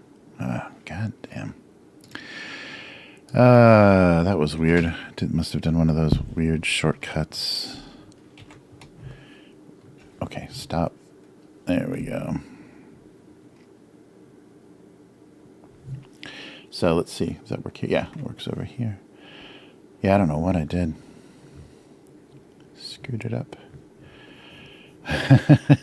2000 and late. Nobody likes my clamp light, my clip light. Yeah, they're still pretty common here, so it's very Japan's weird combination of old and new stuff. They probably have like the most modern LEDs with a clamp on the side.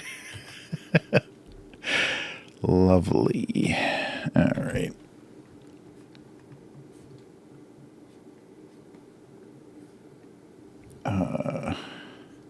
And to kind of, I don't know why I bothered, but to get ready for the new season of True Detective, I watched season 1 again. Damn, that's good. really enjoy how they told that story. But there's something weird about the last scene of the last episode. I wonder if there was like some like just kind of collapse of cooperation between the writer and director or something, because there's like it's a very important scene, and you can tell there's a written speech in there, but there's a weird thing that happens before the Russ character gives his kind of like final thing about what he saw, like his near-death experience. Spoilers. He has a very beautiful speech about what happened to him when he was in the hospital. But the way they get to it is so weird. It's almost like it wasn't written, or the director didn't like what the writer did, or something really strange, because it's like all of a sudden it's just the actors. They're like not the characters for a minute, and they're just like so like almost doing like improv, like, so hey, yeah, remember that one time when you told me that thing, and it was just, it's really weird. There's something that really bugs me about that. I'll have to see if anybody's talked about that online, but I really love the writing, and there's some accusations that he stole some of that really good writing from different comic books and other places. But yeah, I like that a lot, and I think it was a mistake to watch it before this was season 4, because I don't know if it could ever be as good, because it's not the original director or writer of the show. But we'll see. We'll see if Jodie Foster still has it.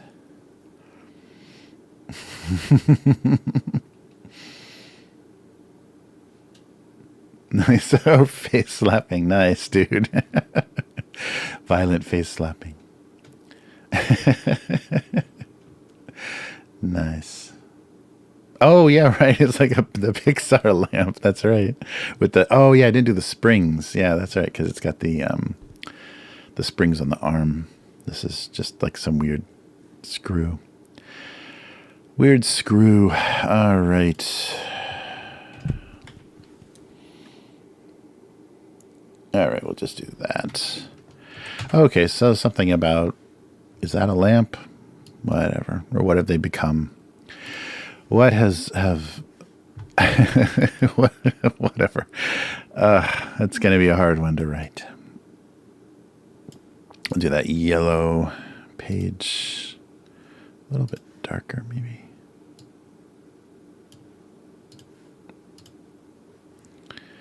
And how about some like light blue chalk? Something that kind of pops a little bit more. And then felt gray. There we go. And a nice red for the book cover. Little red book. All right. Oh, and so this has to have lighter colors too.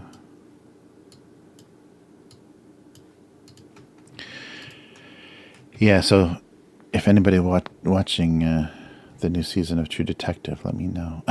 Let me know what you think, if it's any good. Yeah, because they never put that creative team. It's supposed to be an anthology show, so I guess it's always supposed to be different, like every season. But they never put the original team back on it. They didn't need the original characters, but I think the original team would have made a big difference.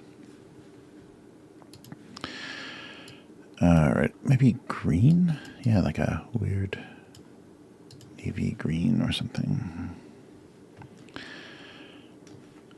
Let's limit this so I don't screw it up.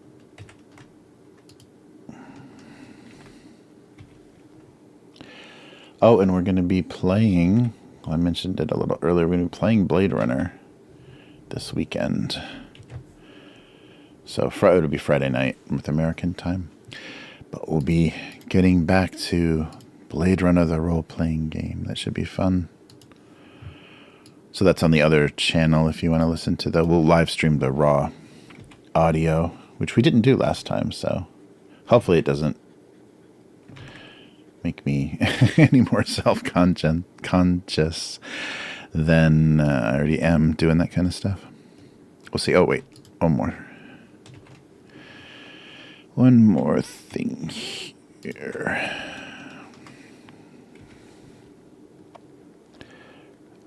But yeah, the players were really good. And the story's really messed up, so it should be fun.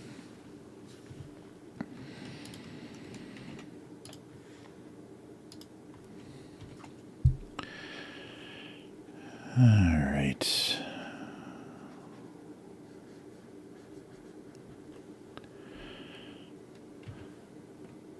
Oops.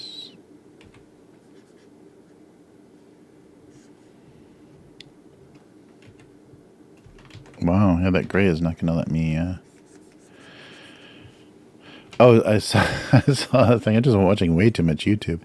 I saw an interesting thing about the life of Clara Bow. Speaking of silent films and silent cartoons and Steamboat Willie, Clara Bow, the It girl, like the first It girl, she was in the silent movie It and kind of like created the fashion and kind of persona of the flapper in the 20s.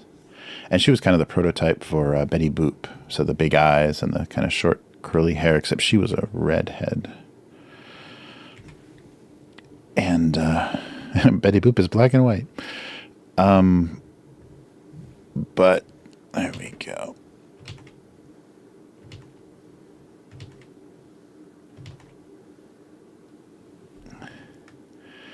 Yeah, so there was a really funny detail, and I'd never heard this before. I saw a lot of I saw Wings and It and a lot of the, and not the Stephen King It, but It, the kind of Roaring Twenties era movie, and like one of her big roles, and she like checked herself into a sanitarium. Or an asylum, more like an asylum, not a health place. But had a really like rough end of her life. I think she was diagnosed with schizophrenia or something, and had a really rough childhood. But anyhow, that's not the funny thing. The interesting thing that I wanted to tell you that I thought was really interesting is she had an affair. Like there was people that she was involved with, typical actress stuff. Got involved with her co-stars during productions. But one person that she had this like long-term affair with, like long-term for her, because most of her like acting career and everything took place in her 20s. One of her lovers was Bela Lugosi, and Bela, when they were seeing each other, they kind of had an open, relationship. So it was like understood they could see other people. And Lugosi got married during the time that he was still seeing Clara Bow. And he like literally left his first wife after just a few days because he wanted to see Clara Bow again. And, of course, the new wife wasn't excited about that idea. So they got divorced like super fast because of that, which I thought was really funny. But the interesting thing is after they kind of stopped seeing each other, she gave him a farewell gift. And the farewell gift was a nude portrait of her, a painting, and kind of like post-impressionist looking, but just she was the model for an oil painting, and he put that painting above his bed for the rest of his life, and he had like 2 or 3 other wives after that first one that was so short-lived. So every wife of his had to sleep in a bed with a nude painting of Clara Bow above them. I mean, he had a lot of, other paintings and drawings in the bedroom, but I thought that was really funny. So if you're ever trying to think of what a good breakup gift would be, I think a nude oil painting would have the greatest effect. But yeah, when I think of Bela Lugosi, I don't think of like, kind of Casanova, the great love, one of the great lovers of Hollywood. But yeah, that was very funny, a very funny detail. All right, I guess this will work. That would definitely be a hard sell. I think you would have to, only Bela Lugosi could pull that off. Who's in that painting? Never mind. Or he used his Dracula hypnotism powers. I wonder if now I have to go back and watch Ed Wood, because Martin Landau does a really good late Bela Lugosi, but I wonder if they did a replica of that painting in his apartment. Or I guess he lived in a little bungalow. In his bungalow in that movie. That would be so funny to look for that if there's a Clara Bow painting. We'll see how good the art direction and props guys were on Ed Wood. But I totally didn't know that. Everybody else did, obviously, because it's like all over the internet. All right. Well, we're going to call that 2 cartoons.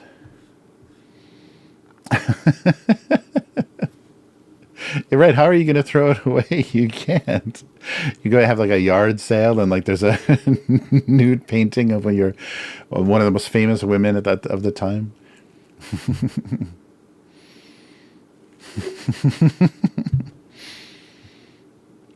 Maybe it was like a listed artist. Like maybe it was like a real artist too. So he's like, "Oh, this thing is valuable. I'm keeping it. I'm keeping it."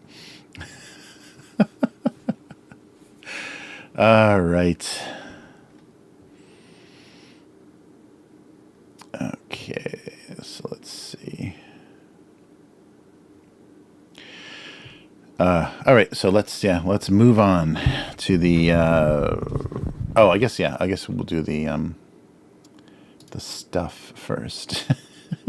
So comments, horrible comments. There we go. Oh, so here I'll show you guys what you missed. So last week was, for the 16th, it was coconut milk didn't seem worth the effort, but Aunt Mon says, I would agree, but sometimes you might want a snack too. I guess you could eat the coconut flesh, whatever it's called.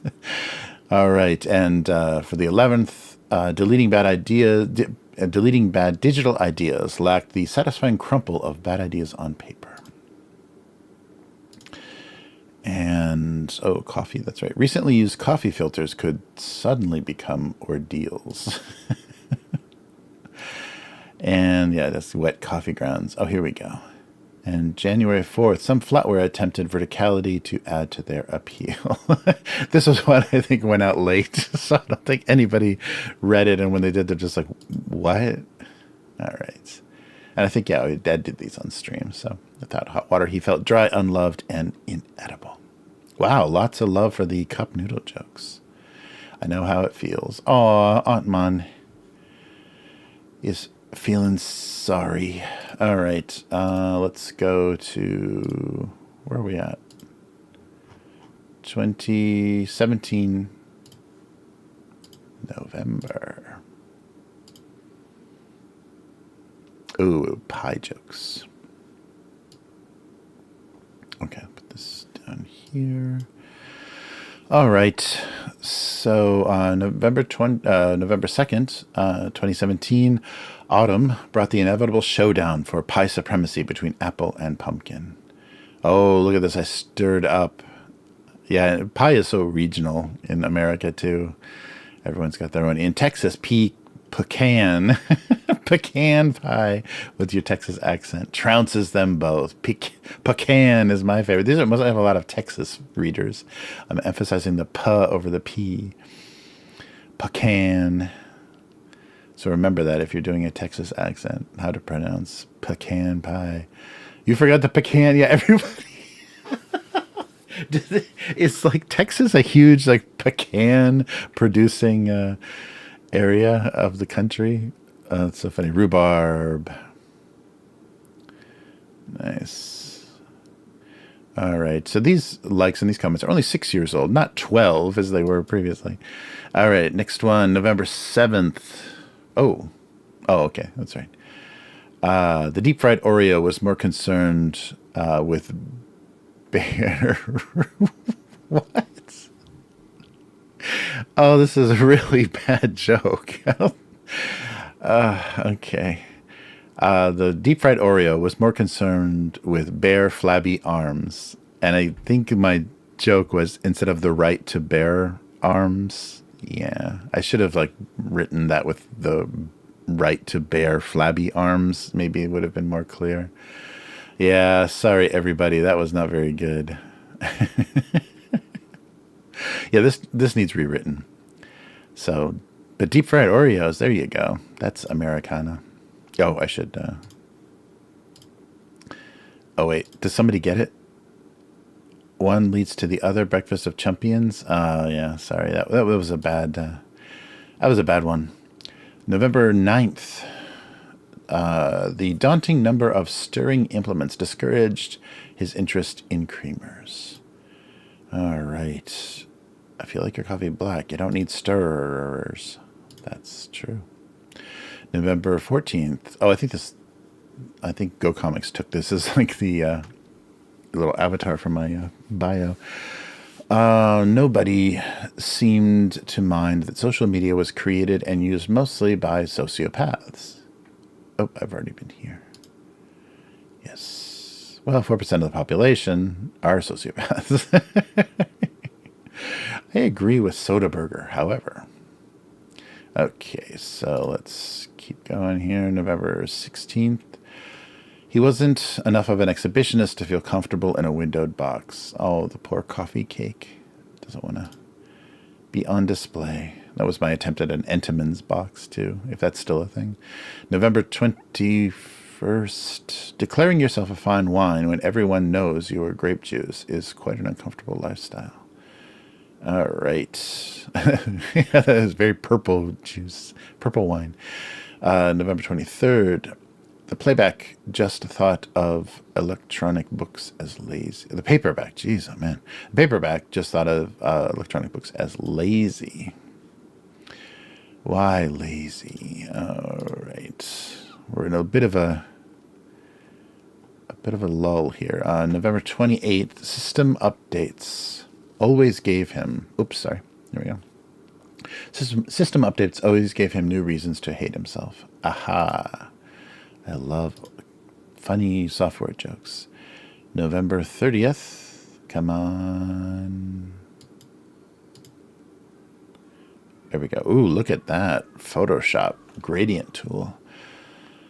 All the spoon could feel was pity for a device that had become useless after only 2 years. Oh, no. I like the color on this. The joke and the drawing aren't very good, but that's fun to have like light reflecting off of a dead tablet or whatever. All right. December 5th. We'll do December and January. A cheap lunch should either give you more change or more flavor. Hoping such a cheap lunch will not cause indigestion. December 7th. What started as a casual dunk had become much more involved. Dunking a donut is an insult to both the donut and your coffee. That should be the joke right there. That's a better joke. All right. Stale donuts, though, need a good dunk. Oh, we're already in Christmas again. December 12th. Without a face and gumdrop buttons, they looked like a holiday crime scene. They looked more like a holiday crime scene than dessert. Yes. The murder weapon of the candy cane. All right. December 14th. Oatmeal paperclip and pushpin raisin cookies suggested that they were at an office, a holiday office party. A kinky office party. Delicious paperclip cookies. Oh, there we go. There's some. After the fact, they wondered if they had been subverted. What? Oh, this must have been what is that? The Last Jedi response. They wondered if they had subverted the trope of being a refreshing beverage. This must have come out late too. Yeah, the subverting the trope was the thing that everybody was tired of already by 2017. Let's see, December 21st. He much preferred being empty to being filled with whatever horrible stuff that was. There's like weird bits floating in it. All right, December 26th, the day after Christmas. I'm already done with Christmas cartoons. She seemed somehow less herself around him. I guess that's a joke about the, I don't know, like sucking in your, like how you can always tell like bikini models and stuff when they aren't really toned. You can always see their ribs because they're like sucking in their diaphragm. I don't know what that is exactly all about, and nobody else does either. There we go, another New Year's joke. December 28th, 2017, there was little hope that the new year would be any less garbage than the last. It's exactly how I feel. Everyone's digging that. Oh yeah, because 2016 was rough. Yeah, we had all that death in 2016. All the everyone's favorite singers died. January 2nd, he celebrated the new year in his own clumsy, undrinkable way. Like, you mean it wasn't a boat? It wasn't a boat launch party. January 4th, what they measured had nothing to do with artistic merit. Oh ho ho. January. Oh no! Look at this. I'm going after the Funko. The proportions are totally wrong, aren't they? January 9th. To prevent controversy, toys were now made with no likeness to any familiar characters. Yeah, I think it's supposed to be a unpainted Funko Pop joke. Oh, more toys. Jeez. January 11th. His unboxing felt like part of a new hopelessness. More Death of Star Wars jokes. And he lost half of his value. Yes, he did. January 16th. It took a little potluck to find pot love. Oh, that's pretty cringy. Sparm and egg. Oh, what? Huh? Spam and egg? Okay. The brownies were especially good. Nice. Potluck. Okay. January 18th. Oh, exactly, 6 years ago? 6 years ago to the day. Together, their combined calories would bring about great change. Seems like game happens overnight, but weight loss takes forever. All right, let's finish off January here. The 23rd. The less interaction they had with each other, the better. A drug interaction joke. Look at all those delightful pills. January 25th. It was possibly homemade alcohol. It was possibly homemade alcohol, an effective degreaser. It was possibly homemade alcohol, an effective degreaser, or most likely both. That's a little clumsy. But I like the label coming off of this container there. All right, January 30th. I think this is it. Somehow, a simple glazed donut supported an entire brand. Yeah, Krispy Kreme came to Japan, and everything except the originals is pretty bad. He wouldn't quite put the pieces together again on February 1st. What? He couldn't quite put the pieces together yet. Oh, so salt, chocolate, and potatoes. I guess so. Chocolate covered potato chips or whatever. The salt and the potato and the chocolate. Yikes. Uh-oh. Somebody's spamming recipes.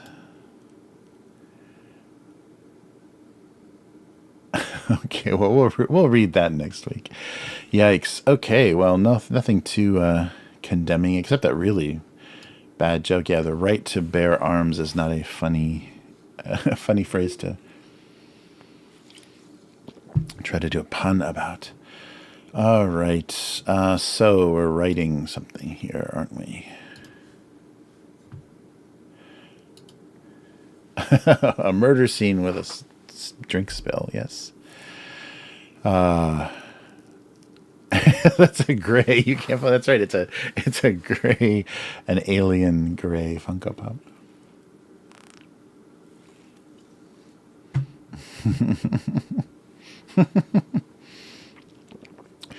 Nice. Reminds me of that one guy making his homemade mead. Oh, you're talking King Cobra JFS, right? Right.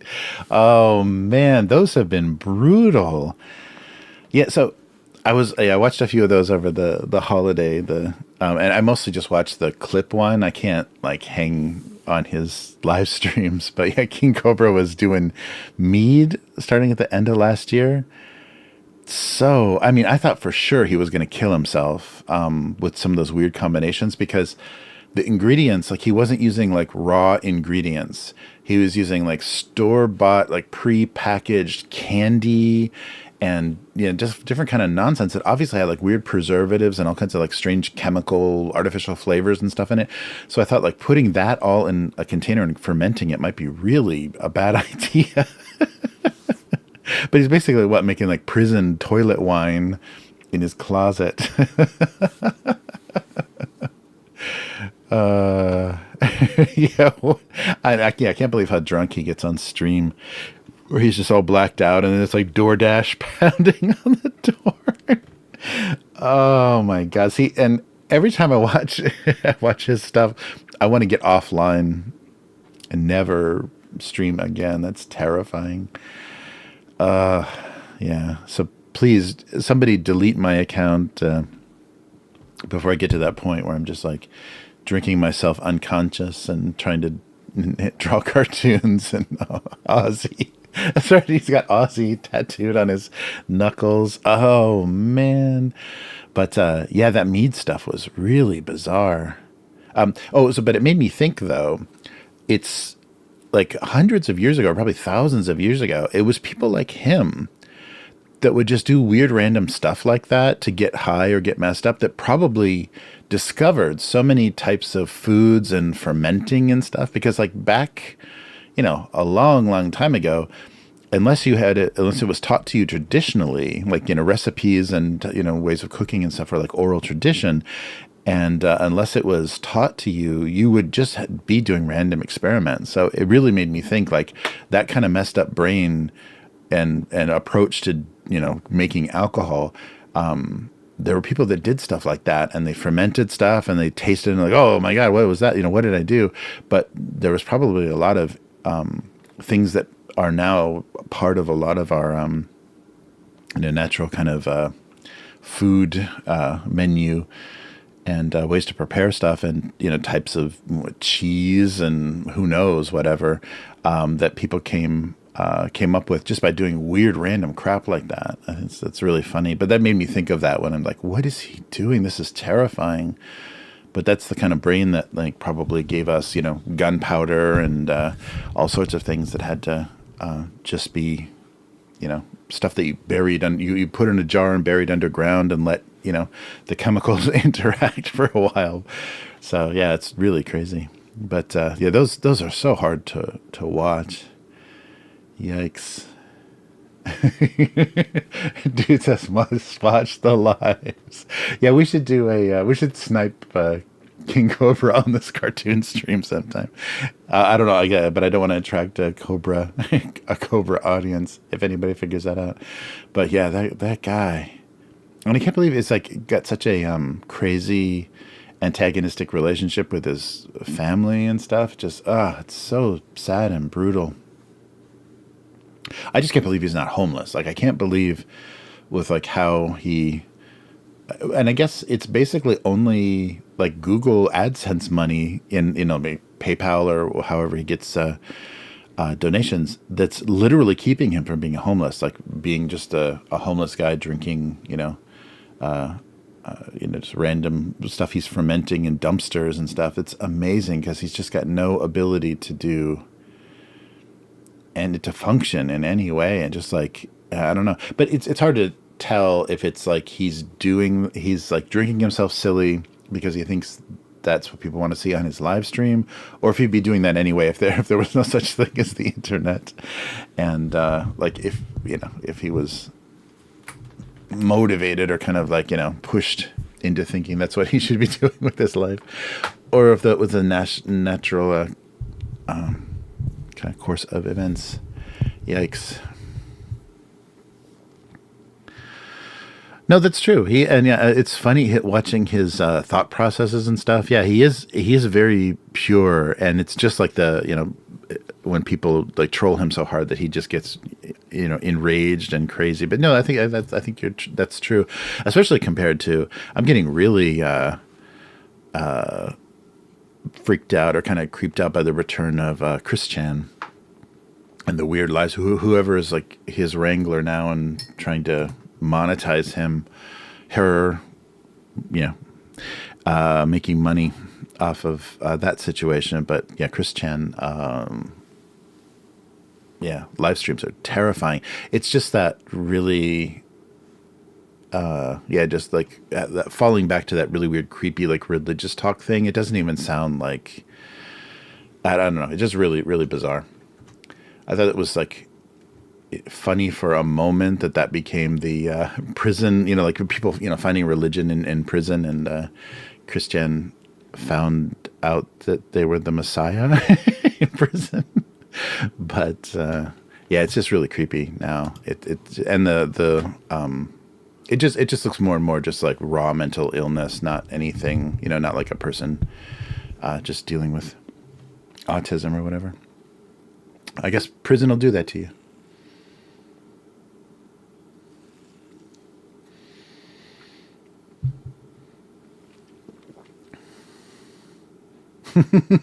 Yeah, right. Yeah, that's a good point. Yeah. It's like, Christian entered the public domain. Oh, that's funny. Yeah. Yeah, really weird. And it's the only thing that's anything that left that's interesting about Christian anymore is the weird whole process of how do you go from Sonic the Hedgehog to, the Messiah, or not even that, but like all the weird, like trash, media, like anime and video game references that are all smashed together, to make that weird identity. That's really odd and strange. And it's funny that it's like been this ongoing process that, Christian has never like dumped any part of the identity. It's just become this longer and longer like appellation that is like, I'm this whole giant amazing thing because I watched this anime and I had this computer when I was a kid, and it's crazy, but it's getting like concerning. I was really hoping that there'd be no return after the whatever happened legally. But people want to make money. Oh, it's crazy. The darkest timeline. Yeah, Yum, I think you got it. You got it right. It is. Yeah, it's very dark and very, very sad. And that stare sometimes looks like Christian's mom. Looks like Barb. That weird stare where they're just kind of like not looking at that 1,000-yard stare thing. That I think Christian's doing that because it was supposed to look religious or divine or whatever, but the mother was doing that too for whatever reason. All right. Eraser and a small book.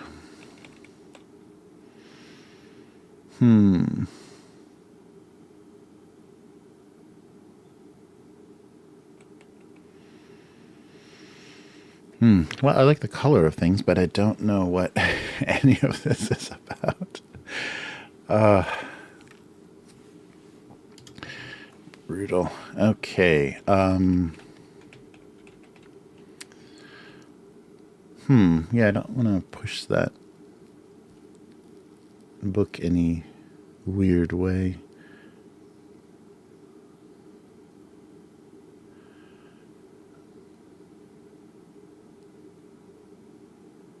Yeah, so what about the idea of like, because you erase the board after every lesson, so no matter what they attempted to teach, it was just going to get erased at the end of the class. Ugh, that's very slow and clumsy. Or just a chalk dust joke. Oh, I should do, see, the procrastination has begun. Should just do some chalk dust on this little feller. Yeah, there we go. Look at that. Look at these special effects you guys get to witness. Wow. There, now it looks like one of those old felt erasers.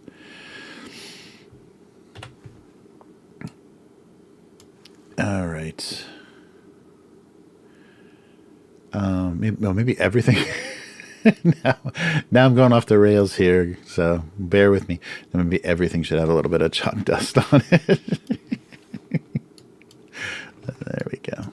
There we go. Everything's a little chalk dusty. Because you'd get your chalk dust on your hands, and if you'd open some little book, then, of course. So wait, can we put chalk dust on the... Yeah, I guess we could. Let's give it its own layer here. All right. I don't think this is helping, but it's delaying the inevitable.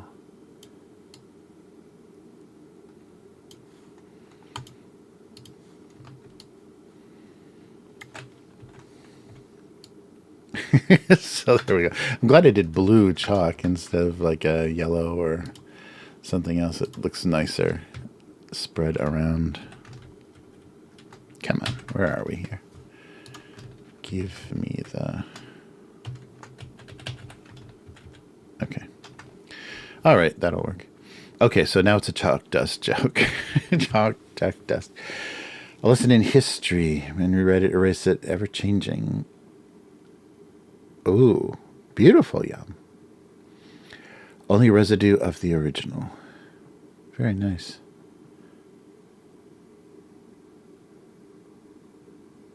Oh, yeah, right, dude. Yeah, you might be right.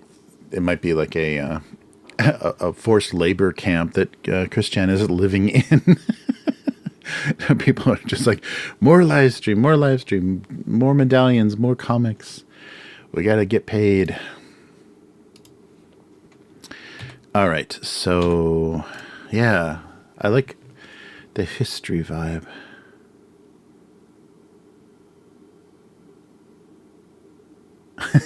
Oh, God. Oh, my God. The horror.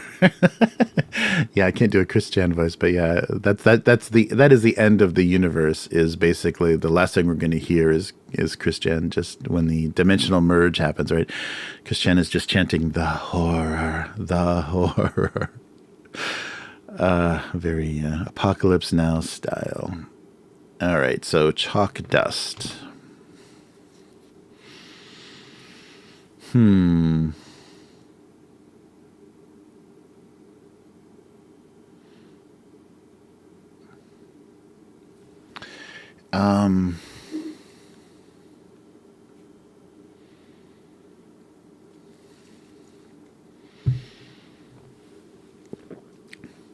So the rewriting, I like this vibe. The rewriting of history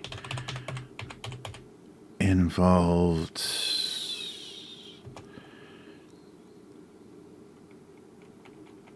a revision. I like rewriting. That's a nicer word. Involved plenty of chalk dust as one word. Is it one word? Is it?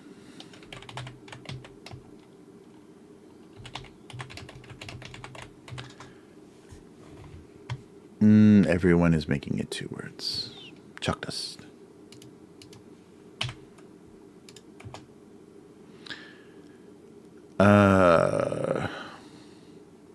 Plenty is not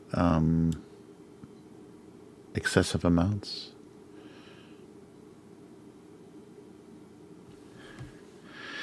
excessive amounts of. Yeah, I like that idea though. Yeah, because I taught in an old school when I first got here. That was all chalkboards, and then a newer private school that was all dry erase boards. The frustrating thing about dry erase boards is you never had working markers. But yeah, chalk dust is just an ordeal. It's a lot to deal with, and just like the rail on the chalkboard, just piles of it and everything. All right.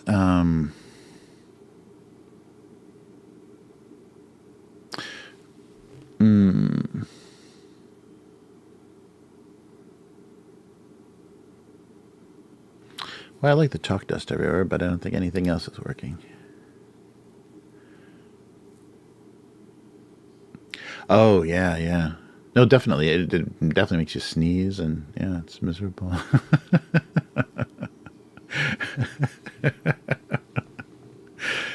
Oh, man.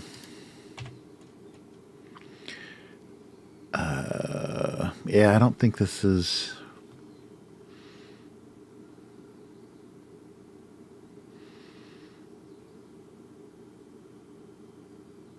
Or just, yeah, maybe being overcome by chalk dust.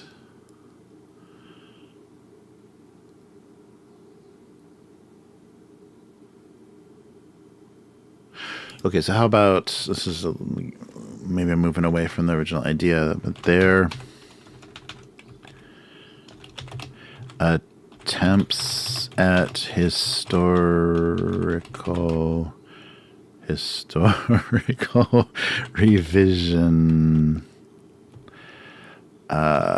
without left them overwhelmed by chalk, 2 words, dust. And this is all spelled all bad. Left them. Their attempts at historical revision left them overwhelmed by chalk dust. Erasing and rewriting. Left them, had them.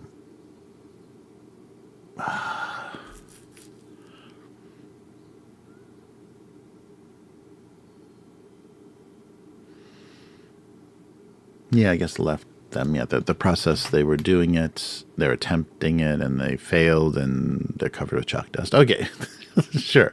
Their attempts at historical revision left them overwhelmed by chalk dust. Anthrax. I meant anthrax.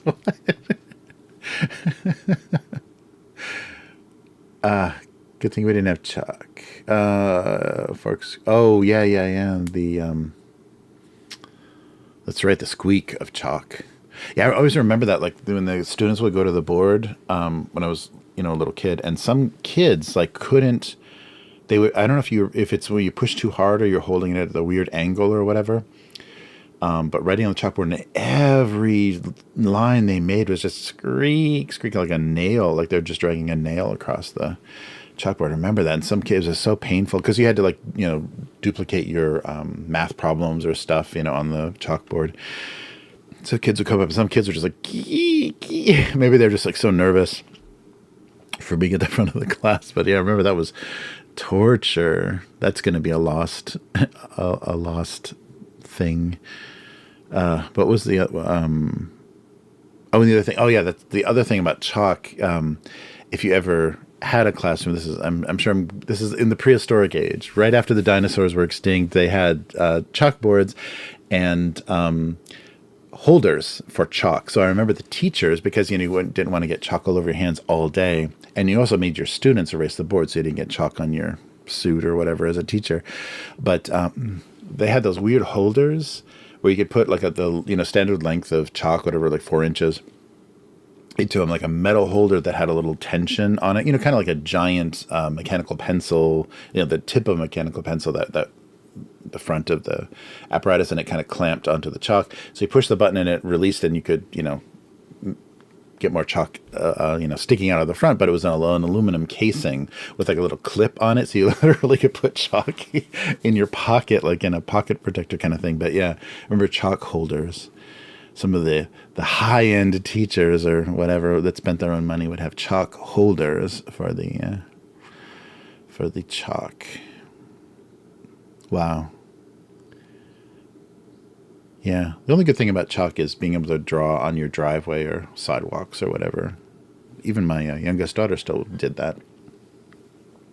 The little like landing on the stairs in front of the house, and yeah, they drew pictures in chalk. That's nice because it's like it's there for a little while. It doesn't hurt anything, and it just kind of gradually goes away. But yeah, that's probably done too, though. All right. Their attempts at historical revision left them overwhelmed by chalk dust. I don't know. The dust of history. Okay, and this is weird lamp.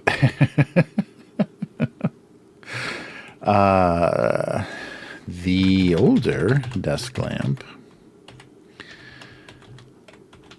2 words.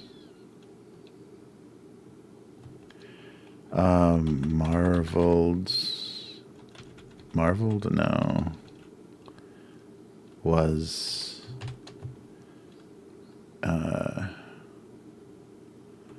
both intrigued. That's not a Q. Intrigued and disgusted by what lamps had become. No, this is not it. Okay. What L maps?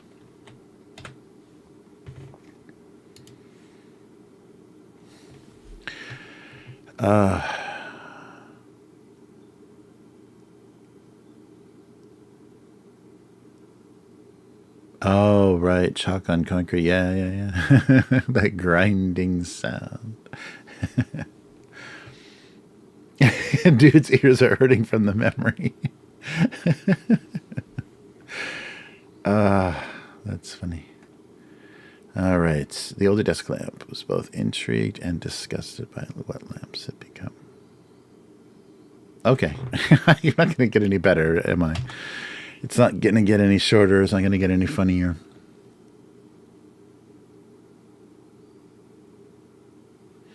Did I spell intrigued right? I guess I did. Unless Photoshop doesn't know. Intrigued. Yeah. It just looks wrong. Sometimes, I said that before, this font makes the words look strange. The word shape looks strange because of the weird kind of, spacing of the letters and stuff. The older desk lamp was both intrigued and disgusted by what lamps had become. All right. 2000 and late. And their attempts at historical revision left them overwhelmed by chalk dust. Sure. Okay. Let's do this. Lack of sleep. Excuse. No problem, dude. It's good to have you. It's nice to do a stream again. Yeah. My voice hasn't given up. My throat is getting really sore, though. It's probably just the dry air. All right. So, are you ready?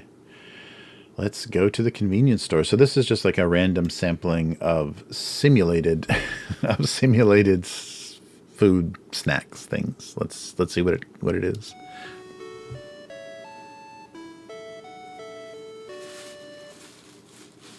All right, hello. Welcome to the convenience store segment. So we have a couple of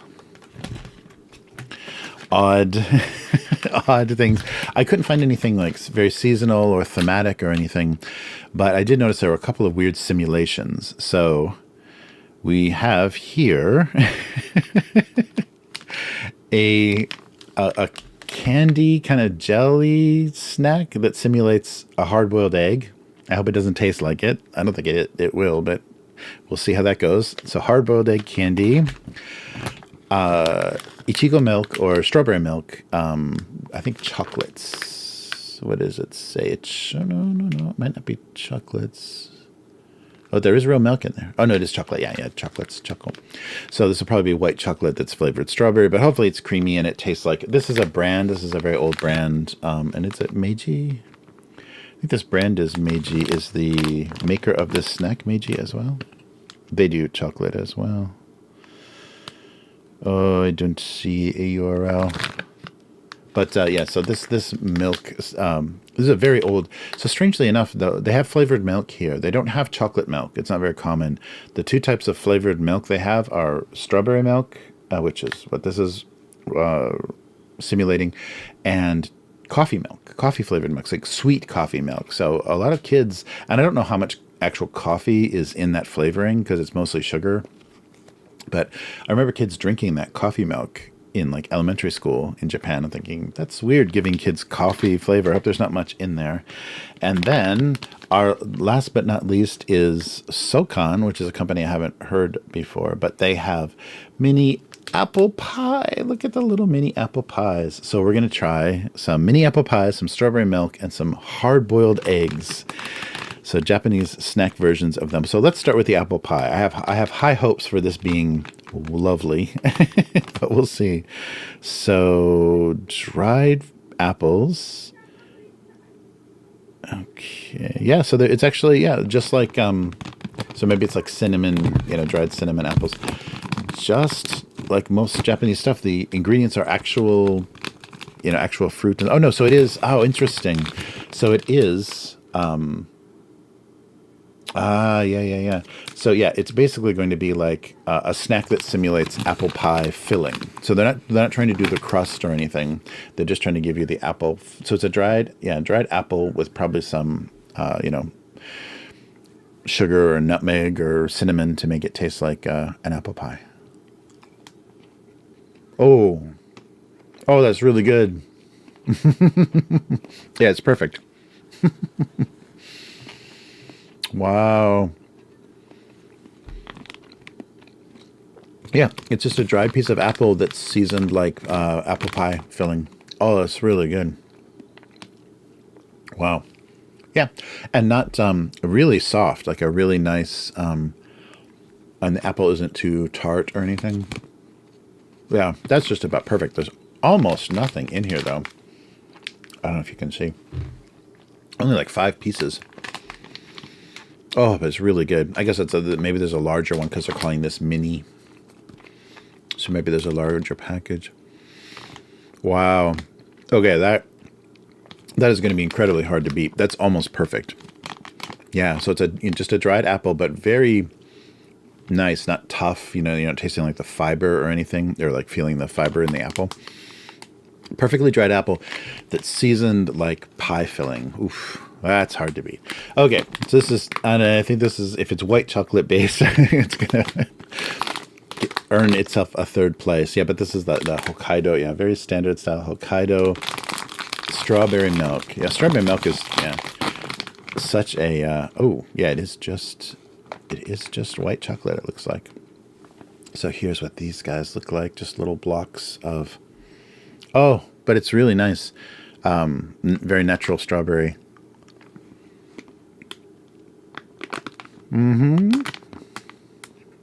Oh, yeah. It's not too sweet. That's so interesting. The thing I don't like about a lot of white chocolate is it's just very sweet and there's almost no flavor. But that's not bad. The strawberry is very strong and it's really creamy, so it does simulate strawberry milk. That's not bad at all. I thought for sure this would just be a strawberry flavored white chocolate, but it's pretty creamy and the chocolate's very smooth, so it kind of melts in your mouth. And the strawberry milk is sweetened also, just like the coffee milk is. Wow. That's good too. It doesn't like blow me away the same way that the apple pie pie one did, but that's also my flavor biases. But it's really well done. It's not just like sickening sweet with like, oh, there's some strawberry. That's nice. Oh, I saved the worst for last, didn't I? So Latte does some okay snacks and stuff. I think they're a I don't even know if they're, I think they're owned by Korea now or something, because they're a pretty big brand. I might be thinking of another company. But they're all over Asia now. Let's see. Oh, these are gum. Oh, here we go. Here's a fun thing. I think I might have showed you this before. Oh, gum. Yeah, sorry. Gum. So this is chewing gum. Let me finish my chocolate. So this is a really cool thing that if you buy gum, like chiclet type gum or any kind of chewing gum that's in a kind of a container or a bag, not the, just a package of gum, they include this. A pad of Post-it notes. So they give you free Post-it notes with all of your gum. So why would they give you Post-it notes? Because when you're done chewing your gum and you want to throw it away, you don't throw it on the sidewalk or put it under somebody's desk or whatever. You can peel one of these off and just spit your gum into this and then wrap the gum up and throw it away like a rational person would. Yeah, so there's many... and maybe this is a latte thing. I don't know, because I'm thinking Black has this as well, the caffeinated gum here. They give you the little Post-it note pad, so you're not a nuisance. So here is the social capital. They're requiring you to make the move to kind of spend this correctly and dispose of your gum reasonably instead of being a problem with it and giving, all the cleaning staff extra work at the train stations and stuff. Interesting. So almost done here. So I'm so terrified of what this flavor is going to be.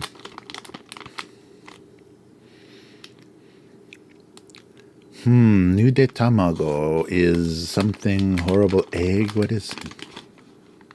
Oh, I don't know. Oh, yude tamago. Okay, so here we go. This is what they look like. So, yeah, just like little gumballs. Yeah, they're exactly like a gumball. Oh, and there was a little cross-section here, so gum is in the center. Or sorry, gum is on the outside. So it's a gumball on the outside. Inside is a gummy. And somewhere in between so there's a coating. So it's a gummy center. The yolk. I'm going to see if I can bite one of these in half. The yolk is a gummy center, and there's a hard coating on the outside, and then the gum is the egg white, basically. All right, so wish me luck. Here we go. Let's get rid of some of this strawberry. So here we go. So yude tamago gum. I'm really terrified of this flavor.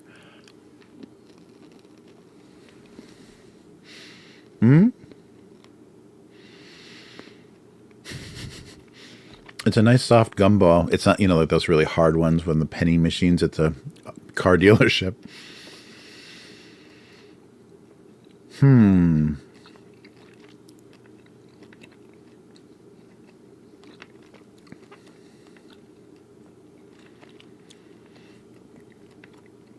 I have no idea what flavor that's supposed to be.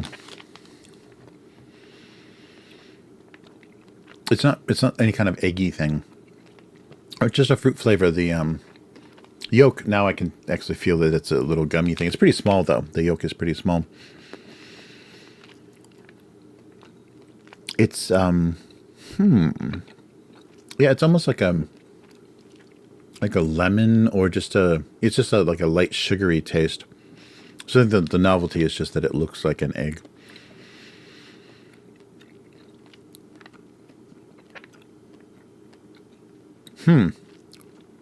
Yeah, it's just a like a sweet kind of fruity, kind of citrusy gum flavor, and maybe some of that's coming from the gummy taste inside. So let's see if I can actually get one of these in half. I might have to use a knife. Let's see if I can do it the old-fashioned way. Oh, yeah, maybe. Yeah, so not much. So that's the cross section. So you can see the gummy is pretty small. You know how a lot of gumballs, though, are very hollow. So this is very dense. So it's actually kind of a big piece of gum because you can see the gum is all through the center except for the, or all through the middle part except the very center. Yeah, it's not, so that's good. It's not any kind of like disgusting egg flavor. That would have been terrifying.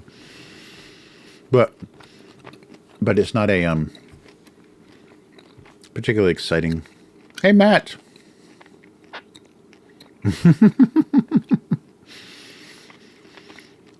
It's all the snacks. Good to see you, Matt. You're up late. So yes. So let's review. So the snacks were kind of simulation of various other things. And so we had strawberry milk chocolate. We had apples, apple pie flavored apple, dried apples. And then the last one was egg gumballs. Don't taste like egg. They just taste like fruit juice. Some kind of like sweet fruity. So these are just, I guess, a simulation in look. But actually, like you saw the gumball itself. This is the, a kind of, artist representation of the gumball itself isn't very hard-boiled egg-like. It's not even egg-shaped. It's more round. This was amazing. They really nailed the, the spices, the flavoring of apple pie filling. So they're very nice, also very few. So maybe that's why they're well-made. Only 5 little pieces of dried apple, but tastes just like apple pie filling. And a pretty nice, not too sickening sweet version of strawberry milk in the chocolates. So definitely the apple pie for me was amazing. The egg gum isn't doing, it's not like an offensive flavor or anything. It's just kind of very straightforward and boring. It's almost like, juicy fruit gum. Like what flavor is juicy fruit gum? This kind of tastes like that. It has that weird kind of like fruit-ish flavor. Yeah. So here we go. So I'm going to contribute as a reasonable, responsible member of society. I think I'm going to need 2 here. So yeah, they give you this little Post-it note pack because when you're done chewing your gum, it actually still has flavor. So it's not like that really cheap gum that immediately loses flavor. Hey, and you just do that. Look at that. And then responsibly, this doesn't end up on the bottom of your shoe. It could be just thrown away anywhere. So it's very funny. They, I think it might be this company that does that because I've seen them with a few of their other flavors of gum. But you get, and if you don't like gum, you can always get, the free Post-it notes there. Always useful. They literally are Post-it notes. Like, look, they literally are stuck together exactly like a Post-it note. So funny. See, I can just stick them on my microphone. Look at that. It's an actual Post-it note that you can spit your gum into. But yeah, it's very funny. Funny, thoughtful in such a funny way. All right. So not bad. That was just kind of a random sampling, and I didn't know how that was going to go, but it was pretty yummy. Apple pie. Good idea. So the eggs don't taste like eggs. That's good. Yeah, I was really worried. So it's just kind of a gimmick of the look. There was no flavor of egg. Can you imagine? What if they did that? Try to make a chewing gum that had that sulfury, horrible flavor of like hard-boiled eggs or even like deviled eggs from like a bad picnic. Ugh, that's one of my like real foods I really despise, like egg salad or hard-boiled eggs, room temperature, or even worse, like sitting out in the sun on a picnic table. I think I was tortured with that stuff as a kid. It's just like, because you go to a picnic and people have made different things, and if they're sitting at the table, if they're in the vicinity, you like have to take some of what they brought, and if they brought hard-boiled eggs or egg salad or whatever to a picnic, you're stuck. Yeah, I really hate egg salad. And there's a lot of, unfortunately, the variety packs of like convenience store sandwiches here always have an egg layer. It's like, ham and lettuce and maybe some tuna salad or something, and then egg egg salad. At least it's cold and it's not a huge amount. It's very thin, but ugh, egg salad. Oh, zebra gum. Yeah, yeah, yeah. Oh, yeah, that's right. Fruit Stripes. Yeah, the Fruit Stripes gum. That was good stuff. I chew on the Post-it note. Yeah, you could just chew on the paper. It's fewer calories than the gum. It works really good. That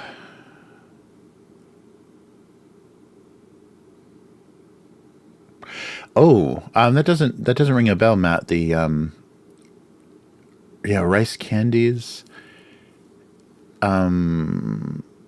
It sounds like something. Maybe it sounds more Chinese. I haven't seen anything like that here, unless it's like a traditional thing that just isn't so common anymore.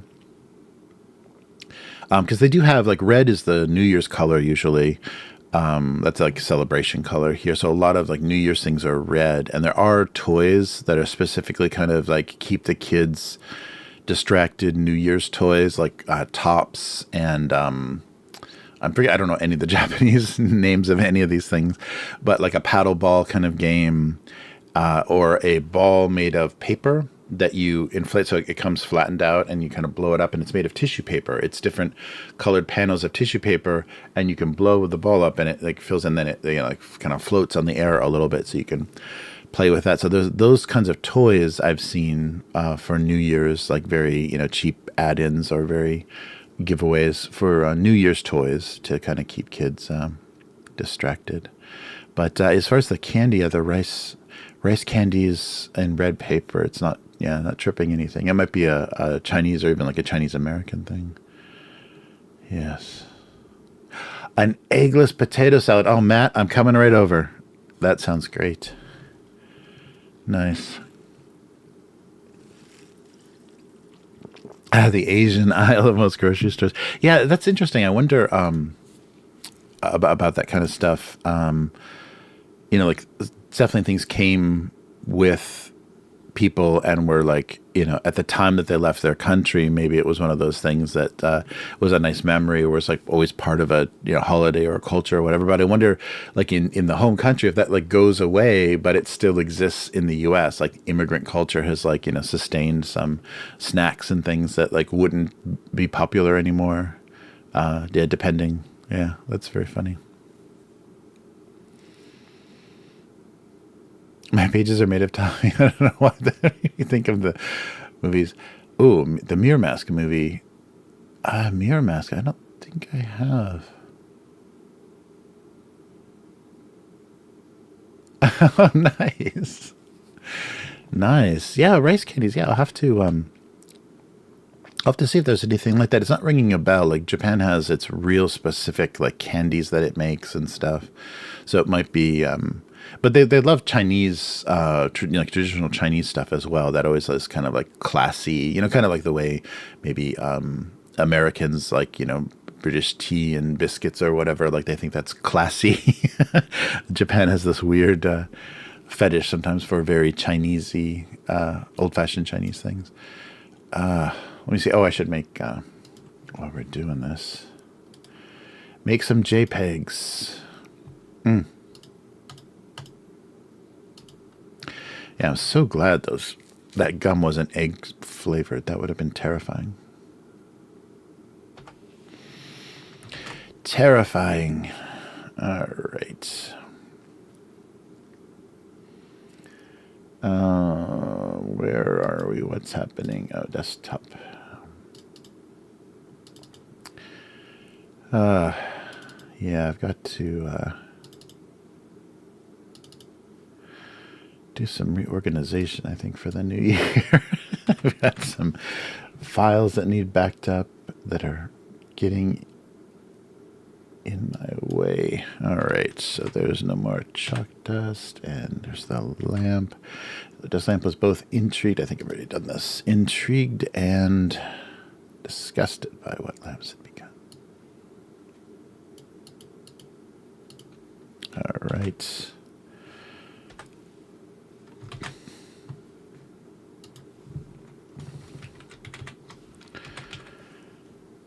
I can't believe we're already so far into January.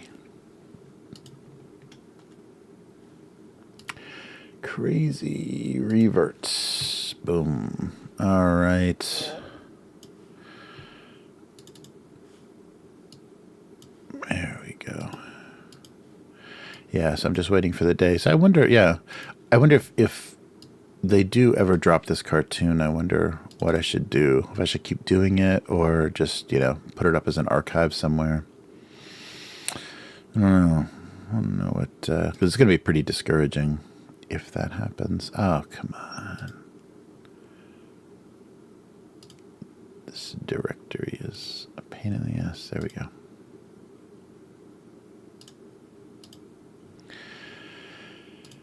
Yeah, and I definitely have to do that collection. I got really discouraged when all my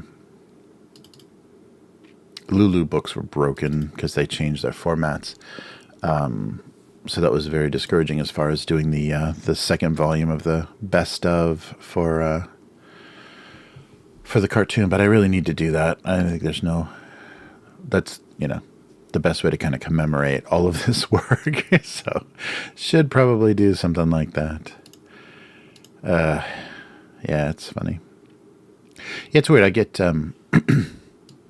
like I enjoy the fact that I've done this cartoon for so long. It's just been this like ever-present thing. There's a huge body of work now, but it is always feeling like that sunk cost thing. It's like, yeah, I got to keep doing it because I've always done it. And, whether or not it still means anything to me or whether it's a creative outlet or whatever. It's funny. I don't know how I quite feel about that. But, yeah, it's a funny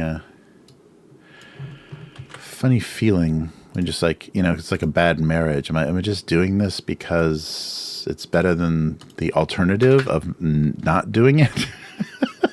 I don't know. Yeah, it's one of those weird things. But maybe the new year makes you question those sort of things. But it's been doing this forever. Forever.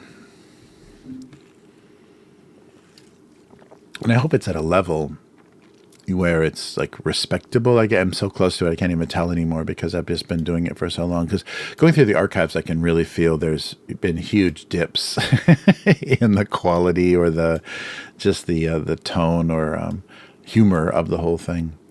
But I wonder if, I wonder if it's like improved and kind of become, stable to some extent. I don't know.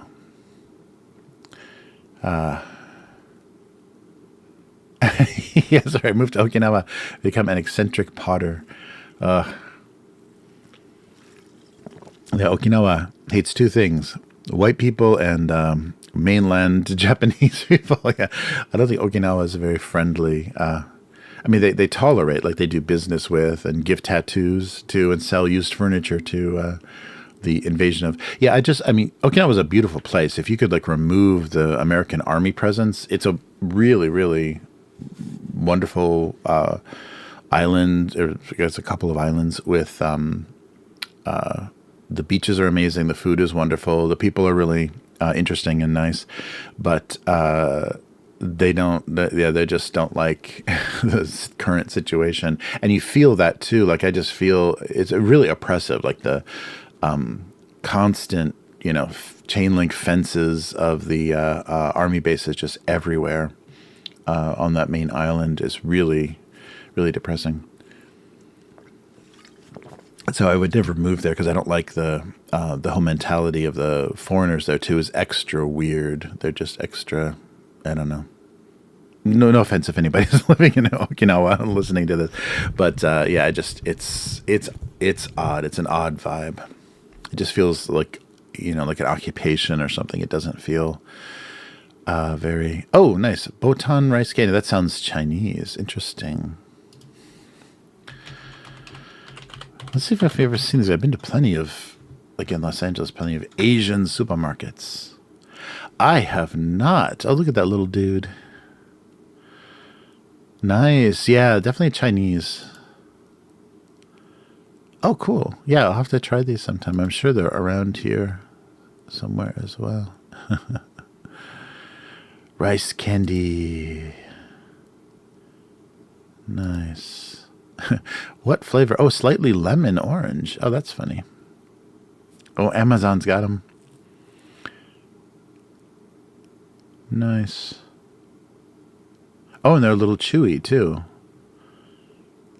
Cool. Yeah, I'll have to see. I'll let you know if there's like a traditional, modified, like Japanese version of these guys. Oh, it is. No, but they said it's a Japanese candy. Botan. Botan is not, or bontan is not a Japanese word. That's definitely and it's in katakana, so it's definitely an import word. Botan ame. Botan ame. It looks out of the pack. It looks like a caramel, like a rice-based caramel. So it's a citrus flavored candy, outer layer of rice paper. Oh, the rice. Yeah, no, you're right. It's made by Seika Foods, starting in the 20s. You're right, Matt. It's Japanese. It's Japanese. Weird. But it is definitely from that packaging, though. It's definitely part of that Chinese-y fetish thing. So maybe it was like kind of imitating a Chinese candy. It was marketed to school children. Buntan is a Japanese word for pomelo. Oh, interesting. So that is a Japanese. Well, it's a loan word because they're imitating probably the Portuguese name, the Portuguese name of that fruit. But a pomelo, yeah, it's supposed to be pomelo flavored candy, pomelo flavored rice candy. Interesting. I'll have to ask. Yeah. Oh, and of course the U.S. version contains corn syrup. Nom, nom, nom.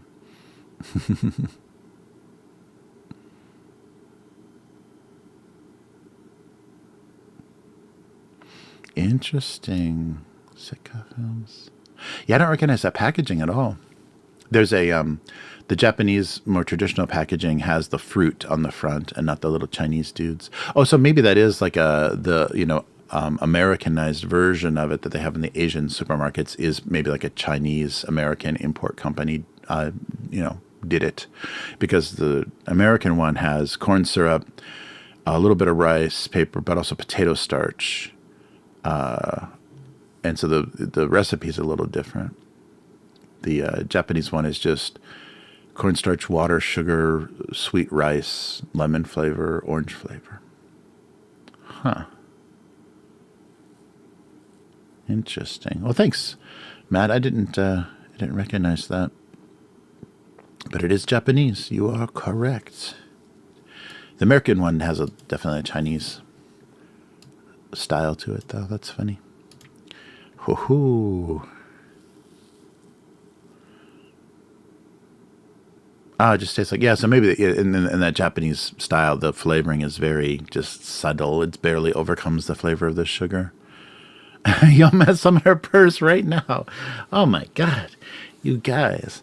Yeah, that sounds very chewy. Interesting. Yeah, I got to try that.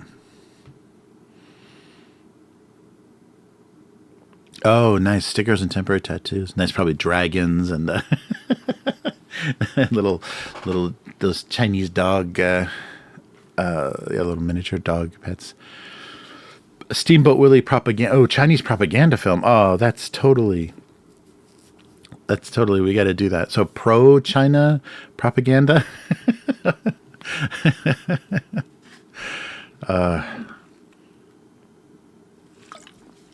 But maybe because it went public domain now, China is going to claim Steamboat Willie as their national creation. Yeah,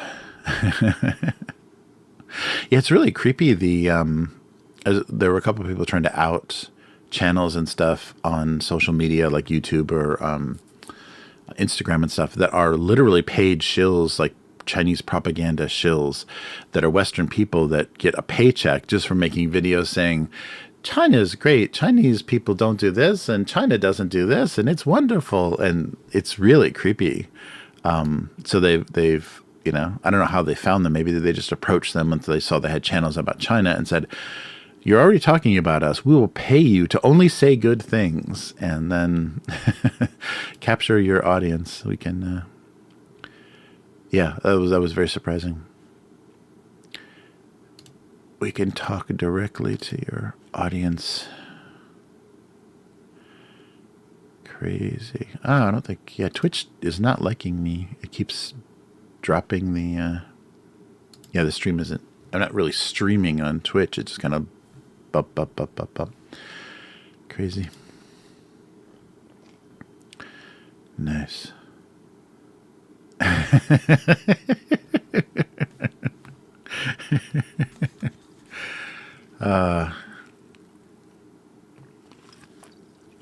Yeah, that's funny.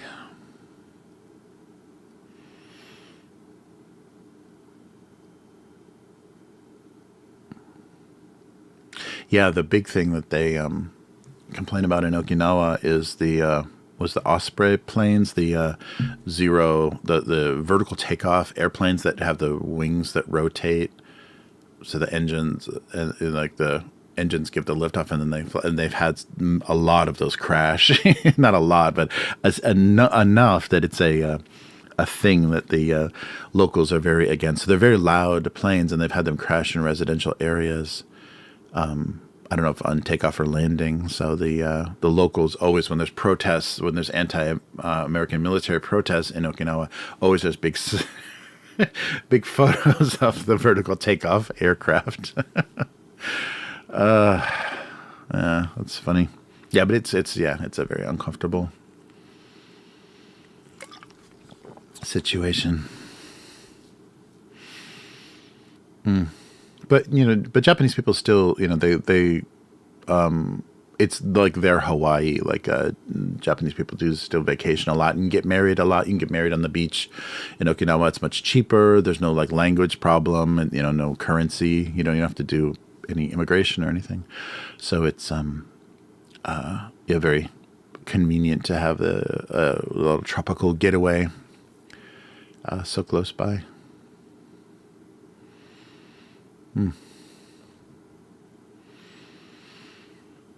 Yeah. Yeah, I think the Okinawa, I think they had an original language, but now their Japanese is it has a distinct dialect. But I think they have their own original language too. Yeah, but it's nice that they always have a lot of culture things. I think because they know they've got a lot of tourism, they just do a lot of cultural events and things. So there's always stuff going on where you can enjoy kind of the island. I guess like hotels and stuff in Hawaii do. They make that part of the charm is the original. Cultural events and things. Yeah. Yeah, but I can't distinguish a huge, real heavy accent. But I think I've heard Japanese people say that their Japanese sounds different, and that there is an original language that they spoke. Yeah. Yeah, and Hokkaido's kind of the same thing. It was like a long time ago, it was its own kingdom that was just kind of conquered. And so they had their own culture and everything. So they have the Ainu, who are the native, like the kind of First Nations of Hokkaido, the northern island. But Hokkaido's just become kind of the farmland of Japan. Like that's where they produce a lot of beef and corn, and so the dairy industry and things like that. And that's why you see on a lot of milk products or things, the Hokkaido, the outline of that island is because that's their Wisconsin, basically. Hey, Matt, you getting some sleep, are ya? Yeah, thanks for bringing up that candy. I'll have to check into that. I don't, that's one that's kind of escaped me. I don't have a huge, an extensive knowledge of the kind of traditional candies here, but that's one that I totally haven't seen in the shops before. Nice. Sleep is winning over, dude. Oh, nice. Make me a chicken pot pie in Japanese. I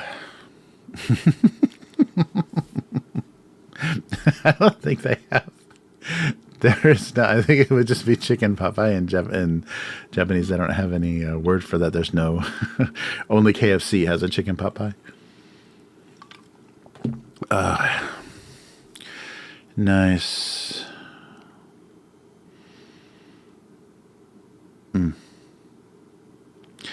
Yeah, dude's crashing. So I don't know if you've ever heard you really say a whole sentence in Japanese. Nope, and you never will. Something in my daily life. Where's my dinner woman? Oh, I see where that came from. Yeah, I don't speak a lot of Japanese. Just kind of survival stuff and ordering in restaurants and stuff is about the extent of it. Yeah, I can't hold very extensive conversations. So that's why I don't do, it's tempting, or it'd be fun to do like, IRL streams and stuff, but my Japanese isn't good enough to make it very interesting. Too funny. Yeah, right. Pot pie. Yeah, that's very funny. Yeah, and it's getting worse too. That's the thing, is like most of my Japanese is just context. Like I never took classes or lessons or anything. And a lot of it's just context understanding. And it's getting worse. Like the older I get, like my vocabulary is already shrinking. It's probably much worse than it was when I was just, the first bit of time that I was here and kind of absorbing everything. So yeah, it's a shame. I need to figure out what situation I really want to be in. Yeah, later on. Yeah, it's very funny.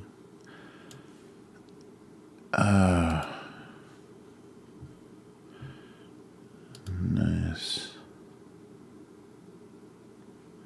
All right. Well, I think that's gonna do it for this week. So thanks everybody. It's good to see you guys back, and it's fun to stream again, get some cartoons out there in the world. I was still managing to do that, but yeah, it's more fun when it's a social experience. So yeah, thanks so much for being here on stream. So abusecartoons.com is the website. Gocomics.com/domestic abuse is the archive, and that's all below. Thank you so much to the patrons. So John and Unknown Girl on Patreon. Thank you so much for supporting what is going on. And yeah, we'll do this again soon.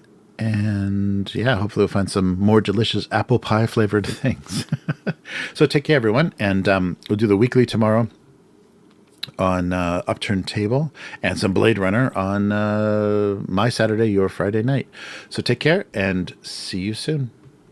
Goodbye.